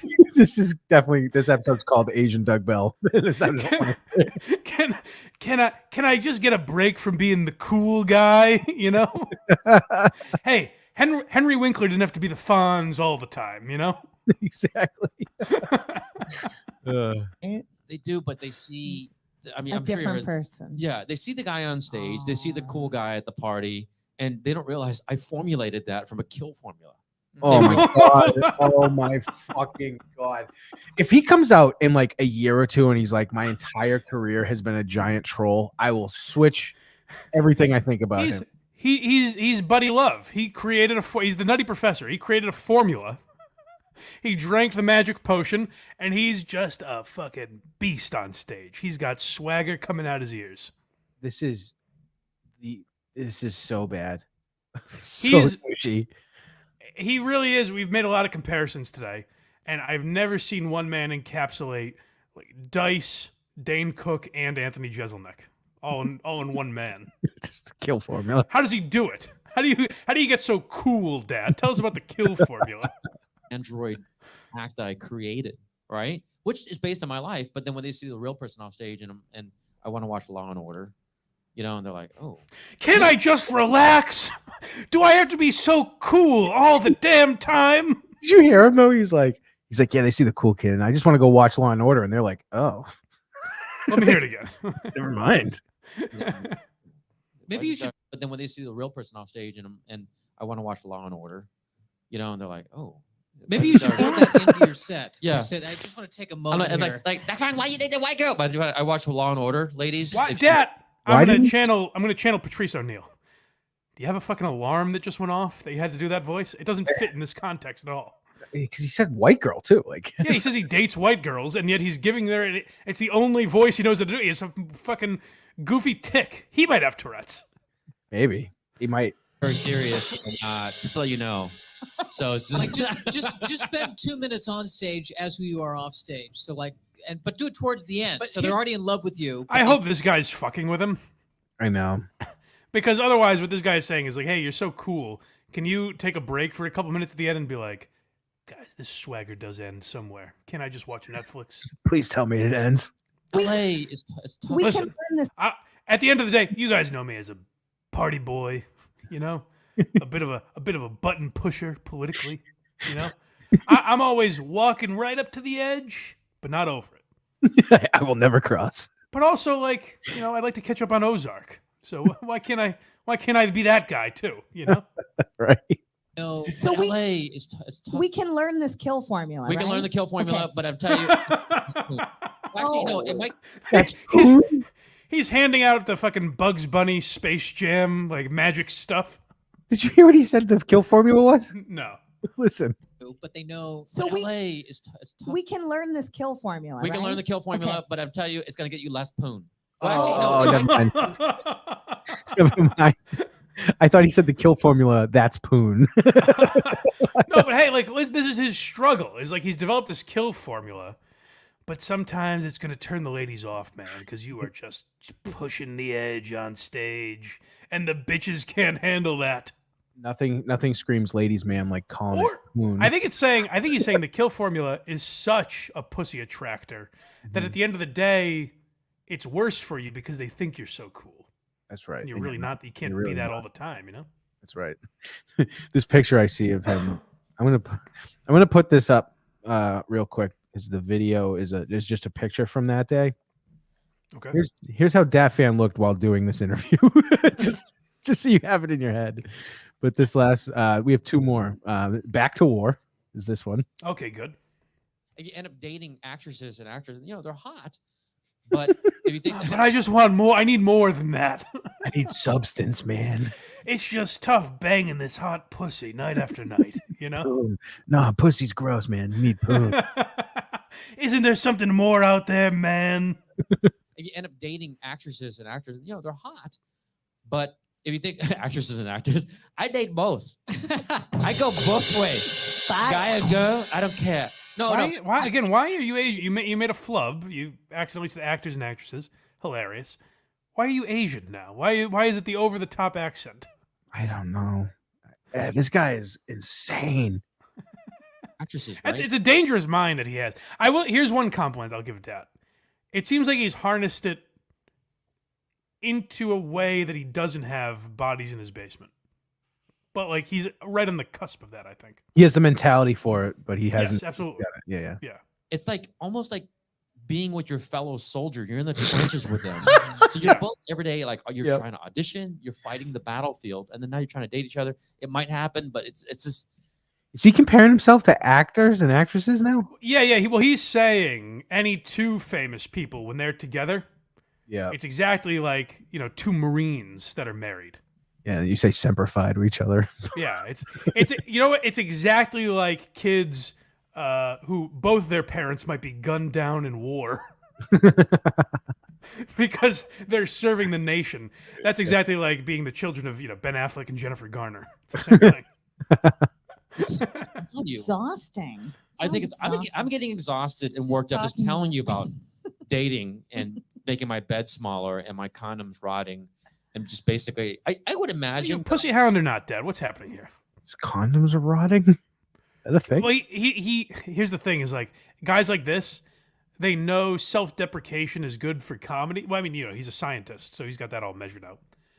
So he knows he has to be humble sometimes. So he talks about how much pussy he gets and everything, and then he's like, "Well, I never get laid. My condoms are rotting, apparently." Okay, I would imagine that a monk probably has more sex than I do, being a comedian, a successful comedian. Banging away on that drum. That's very funny. All right, what's the last clip? Last clip is natural leader. Of course, I mean he is. Sometimes you don't want responsibility, but it's thrust upon you. Much like Harvey Dent in the city of Gotham. That's right. Being a producer, I stay very optimistic, very almost Tony Robbins-like, and I try to be a team leader and instill the positivity into my clients. You right? are a leader. But but I'm the leader that didn't want to be a leader. I'm a leader, as you know. Nobody else It's just so difficult, man. He's the comic. He's the comic we want. It's not the comic we need. No, Dad, that's not true. That's not you. You didn't do this. So you're grabbing the torch and you're doing it. You're like, okay. If that guy hit the rim shot there, I would have fucking found him and kissed him on the mouth. This is all for Rachel, who is definitely an actress or model, because that's all that I fuck. Like, okay, we're marching to war. Somebody else, nobody's doing it. I'm doing Then you grab the torch and you do it, and you end up being good at it, and then everybody looks to you, so you become the natural leader. It's kind of like what happened. Unfortunately, my identity has been revealed because I can't stop telling people I'm Bruce Wayne and what a playboy I am. This guy's so lucky Patrice is dead. But I'm still doing this voice because I'm a hack. He's insanely lucky Patrice is dead. Oh, was that the end of the clip? I'm sorry. That was the end of it. Yeah. I wanted to think of more. Someone walks into Flapper's Comedy Club. One night, the crowd went off a little crazier than usual. I throw one tomato and people lose their minds. A man walked in and was doing a Vietnamese accent of his mother. So I stick a knife in my mouth and I do this.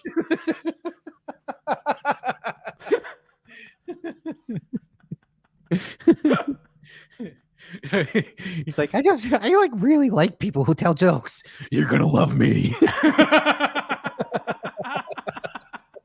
My mother was an Asian. Vietnamese.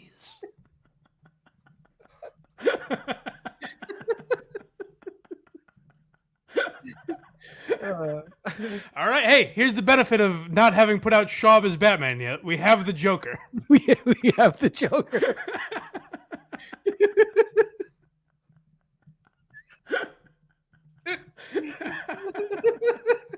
No one does find the Joker very funny, so it's perfect. Dad's walking away to Nurse's outfit. The Comedy Store blows up. He's dressed like Mitzi.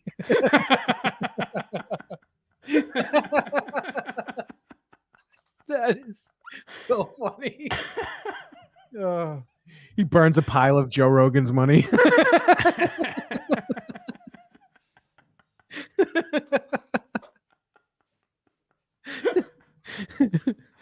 All right. Well, I enjoyed that. That was very funny. Can we? So Hack Ride's not going to join us this week, unfortunately. Right. Was it last week? His appearance when he came on and roasted the topics we were talking about. Yes. I thought it was a great segment, but Hack Ride can't do it this week. I think it will be back with us when I return from vacation. But we do need someone who's capable of roasting the news. Is anyone up for the challenge, Craig? Yeah, which one do you want? All right, here we go. So, good news, gang. Tom Myers versus the rest of the world has returned. And it's at a time where he needed him we needed him most. If there's a news story that's happened over the summer, watch out. Because you've been on Easy Street for too long. Tommy's back. Doesn't matter. We can go in whatever order you'd like. Here's the news. Bobert was kicked out of a theater. Oh, well, this is the big news.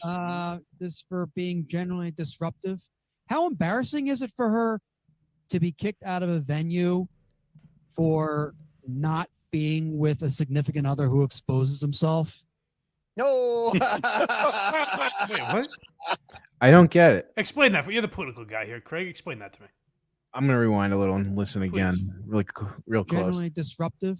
How embarrassing is it for her to be kicked out of a venue for not being with a significant other who exposes himself? No. I think Tom even lost the train of thought on that one. I don't get it because people are laughing and he's like, "Fuck, you're not supposed to laugh at that." Can you rewind a little bit again? I'm sorry. I want to hear this again. So Lauren Boebert, essentially, correct me where I'm wrong here. Fill in any gaps I've got, Craig. Mhm. You know this story better than me, I'm sure. On her first date, yes, with this fella, who is a liberal. I know who she was owns- vaping. She was Yep. jerking him off over the pants, right? Yeah, and grabbing a whole bunch of titties. I did not know she had that in her. So she seems like she's a good girl. She seemed like she was a fun time. Yeah, great time. Okay. For not. You saying something? But that's it, right? Like there's no more to this. That's essentially the story. It was caught on tape. They were at Beetlejuice. Yep. That guy was married, and he's not going on a second date. All right, I'm trying to wrap my mind around this. Tom, take it away. Venue for not being with a significant other who exposes himself? No. Not being with He's saying that she wishes she was like, she wishes he pulled his dick out. I guess. Is that what he means? I really have no idea. I'm so stumped on this one. That's perplexing, but there's more. Oh yeah.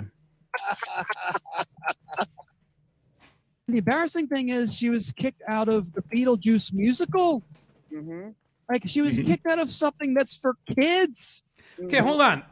Like, I don't if mean you to poke don't holes wanna in be Tom's premise. Was Beetlejuice for kids? I know it is like a Michael Keaton, Alec Baldwin movie. Was it for children? I don't remember.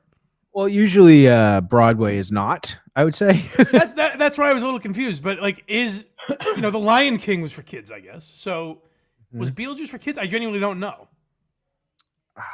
I couldn't tell you the last time I saw it. All right. Well, let's live in the world where it is for kids, because I don't want to step on Tom's joke here. I know I haven't done that yet. So. like if you don't want to be known as being associated with predators, don't go to a fucking kids show. All right, I'm starting to believe Tom didn't understand this story. Yes. No one's saying that Lauren Boebert is associated with predators. They're saying she made a fool of herself in public, right? Correct. Am I missing something that they're saying she's associated with pedophiles? No. Oh, maybe because her date hosts drag shows. I don't know. Oh, that Jerry has to hate that, I assume. Yeah, probably. And she's always against them because of the pedophilia angle. I guess, but then is Tom calling that guy a predator? I feel way, way worse about myself trying to dive into this guy's brain. I want to understand it. Tom, explain it to us, please. All right. So, is there more? Jesus. Maybe she went to go see the Beetlejuice show because his teeth are the same as her supporters. No. Fucked up, I guess. He has bad teeth. I think he was talking about her. She is a fucking sweet baby. No, go back. Beetlejuice's teeth. The reason she went to Beetlejuice, this is always why you go to a play. Mm-hmm. The reason she went to Beetlejuice is because Beetlejuice's teeth are as fucked up as her supporters. I think that's the joke. Let's hear it again. Maybe she went to go see the Beetlejuice show because his teeth are the same as her supporters. No. Teeth are the same. Yeah, like his teeth are fucked up, I guess. So that's in Tom's mind. This is where Tom doesn't always connect to the premise to the punchline. That's why she went to the show. Yeah. She said, this guy's teeth are the same as my supporters. I'm going to buy a ticket and vape there. Yeah. Yep. Well, there's more in the news. That was of course, there's a lot more in the news. Tom has plenty of chances. Let's give him another shot. What's next? Aaron Rodgers in his first game with the Jets. He's out now because of an injury. Out for the rest of the season, it looks like. And now Colin Kaepernick's agent is trying to get in touch with the Jets to try and get him to be the starting quarterback for the Jets. I think it'll be refreshing to have Kaepernick play for them because it'll be nice to have a quarterback that takes a knee without it being injury related. That was the worst joke I've ever fucking heard in my You goddamn can hear. I'm wondering if Tom is like coming up with these on the spot because you can hear his mind working as he's saying them. That was the worst joke I've ever heard in my life. Rewind a little, please. And again, Tom makes these connections, but doesn't always follow through on like the through line. What connects the premise to the punchline? That's not always there. He said Aaron Rodgers is a quarterback for the Jets. Colin Kaepernick might be replacing him, which I don't think is true, by the way.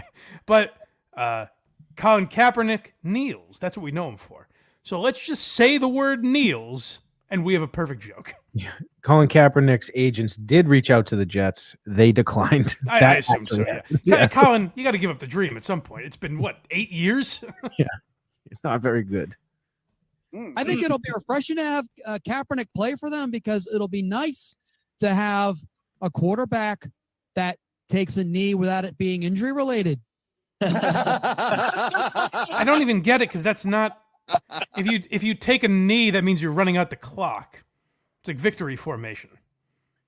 Aaron Rodgers didn't take a knee; he tore his ACL. Tore his ACL. Achilles. Stood up actually, and looked pissed, and then laid on his back. Yeah, Tom just does. He never needs cohesion. Tom doesn't need anything. He doesn't need one thing to relate to another. He just says, if I throw these words out there, feed it to the people, see what they eat. Of course, if Kaepernick does get accepted to play for the Jets, and after he plays them for a while, he's going to be like, fuck it, I wish I'd stayed on the blacklist. Oh! God bless whoever that guy is. That's saving him. That's like, oh, this is the time where a punchline should be. I'm going to laugh now. Because I got to tell you, in Havre de Grace, I had a tough time recognizing, not so much with Tom, but with some of the other comedians, I had a tough time recognizing, like, oh, shit, that's a joke. So it can be difficult if you're on his show to know when to laugh. So I give these people massive kudos for knowing when the punchlines are supposed to be. Here's some more news. There was a death. What else happened? Jimmy Buffett passed away. Oh, he did. They actually just released a song right after he passed away. It's called "My Gummy Just Kicked In." Oh shit! Okay, hold on. Is that could be a Jimmy Buffett song? It could be.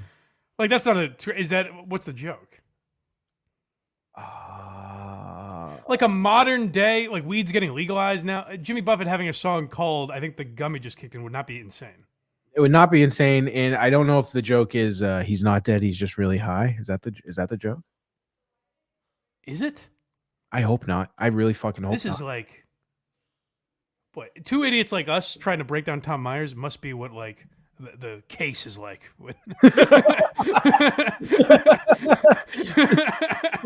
We're like, could he have meant this? What were his intentions? What did he mean by that? That actually is the song. Oh, then what's the joke? I know Jimmy Buffett he actually does have like a song or an album called "I Think It Just Kicked In" or something like that. Gummy. I think his gummy just kicked in. He pauses for laughter, but maybe it's just the setup. Buffett gummy just kicked in. It's taking Craig a long time. My gummy just kicked in. That's the name of the song. That's a real song. All right, then rewind, because now we have to figure out what this asshole's talking about. Oh, fucking damn it. That's the name of the song? Oh, my God. All right, let's do this. Okay. Jimmy Buffett passed away. They actually just released a song right after he passed away. It's called "My Gummy Just Kicked In." Oh, shit. Okay, hilarious. Great. Now we have a cause of death. Oh. Okay, Tom doesn't know what weed is. No, he doesn't.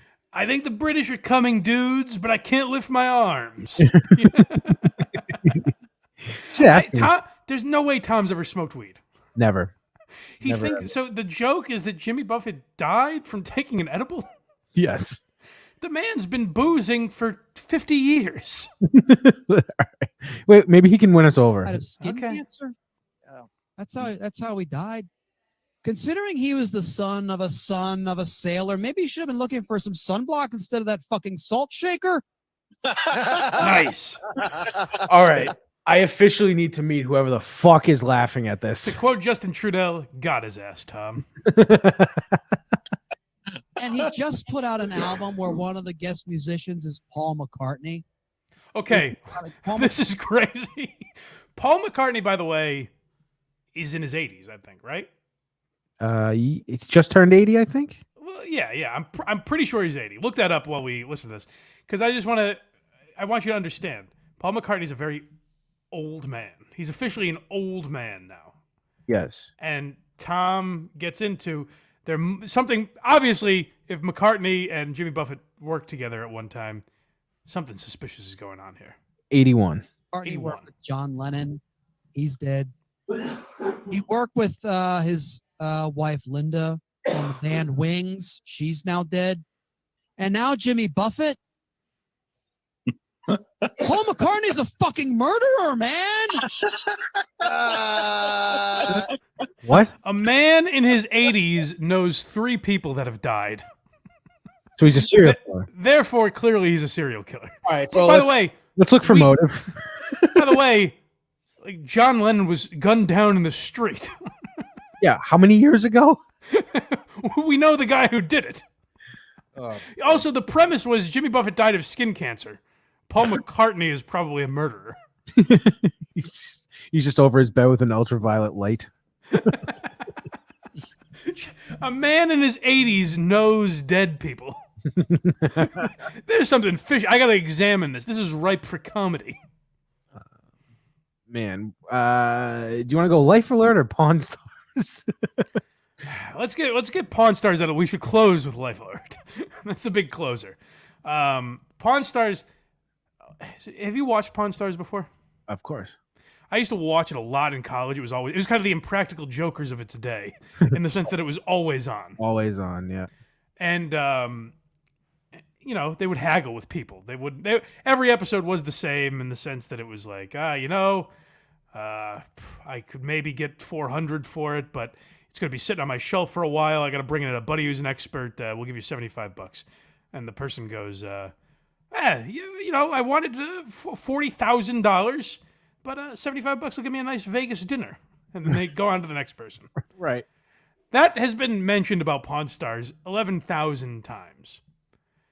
Tom has waited until no one watches. I didn't even know it was still on the air. Is there new stuff? Well, that's what Tom's going to tell us about, you silly goose. Oh. The TV show Pawn Stars, they're going to take their show on the road. They're going to travel across America, and they're hiring extras for their show. When they try and negotiate their compensation, these extras, I bet the producers are going to say, best I can do is $75 and a lunch buffet that's been sitting around all day. God, stumble through the punch a little more, dude. It's good to have Tom back. Oh, I'm glad he's finally crucifying Pawn Stars. Yeah. But again, the thing I said about Pawn Star, I'm sure you could make that into a funny bit or whatever.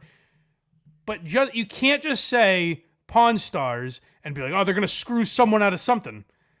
You got to kind of meticulously figure out who that negotiation is going to be with. They're hiring they're doing like a theater show and they're hiring extras. What does that mean? So the extras taking their show on the road. The people in the show is very staged. Yeah, I knew that. If you actually go to the real store, it's constantly mobbed, and then during the show, there's like 4 people in there. Right. So they block it off, and they have extras pretend to be looking through the store in the background. Okay, and they screw those people over. Yeah, that's the joke. Yeah, they're definitely not part of any union or anything. No, definitely not. All right. Well, hey, Life Alert is also in the news, apparently. Yeah. You see so many ads on television and on social media about you can join class action lawsuits. They have class action lawsuits for everything now. Like if you subscribe to something, if you purchase this product, if you read this news service or whatever, you could be eligible because your rights are violated. I have never, ever seen a class action lawsuit for Life Alert yet, because think about it. Who's going to complain? The families of everyone that it lets down.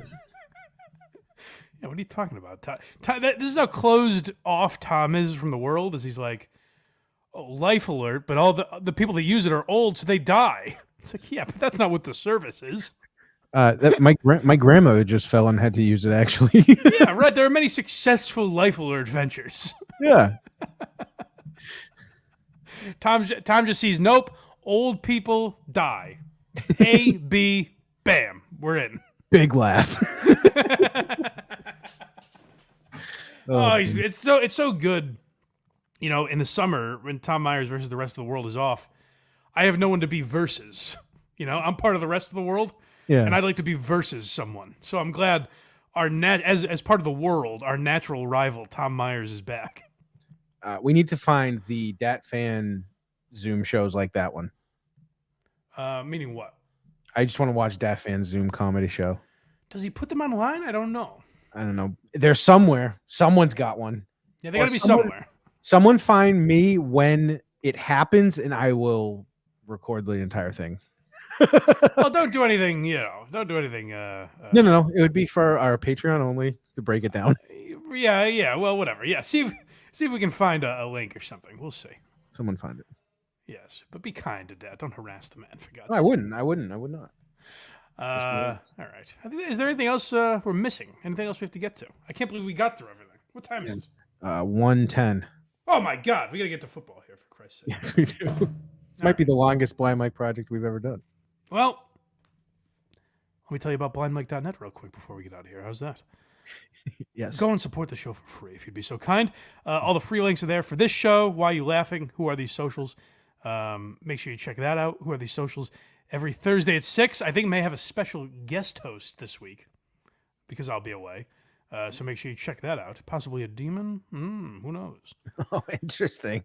Man's all over the place, really reaping the benefits of me not being around. He's going to be. That's just the beginning of this week, from what I'm gathering. We also have a Patreon if you want to support that. A couple people subscribe for the YouTube, so we appreciate it.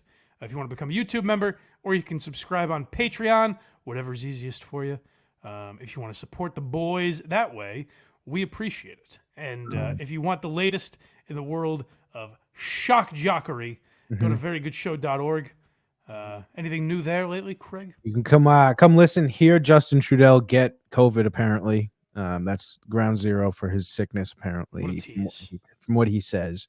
You can hear him talk about his dick not working and needing to watch a porn about a cum omelet to test it out. Disgusting. He almost throws up. What fun we have. But we do Did have... he take you to task on your many failed experiments with fans? I was expecting to, but he just kind of just said he was pissed, and that was it. So disappointing. Yeah. Let's see. We got a few super chats. Thank you for reminding me, people. Dang Lizard. We all know Stuttering John is a slobbering idiot.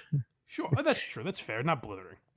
And Dang Lizard, I think with no irony, spelled it I-DIOT. Okay. Nimrod 71, $5. Thank you, sir. There are rumors out there that John's license was suspended for a DUI, so he actually can't drive to get beer. What was that? Well, he could use Drizzly or something, I'm sure. He'll figure it out. Sure. Dang Lizard, €5. IQ is averaged to 100 and has constantly been raised because of increasing demand for abstract reasoning. Thinking Stuttering John's IQ has increased is laughable.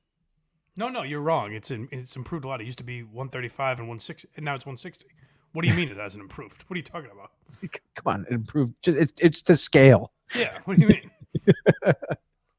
That is it. All right, gang. We'll see you later. Appreciate you guys hanging with us on a Sunday. Sorry we interrupted football. I didn't realize how long that would take. And we'll talk to you guys next time. See you later. Oh, I'll be away for a week, so check out the Patreon for Craig and Hack Ride. Goodbye. And we have a mean transition. Sappers clear the way, everyone all the way.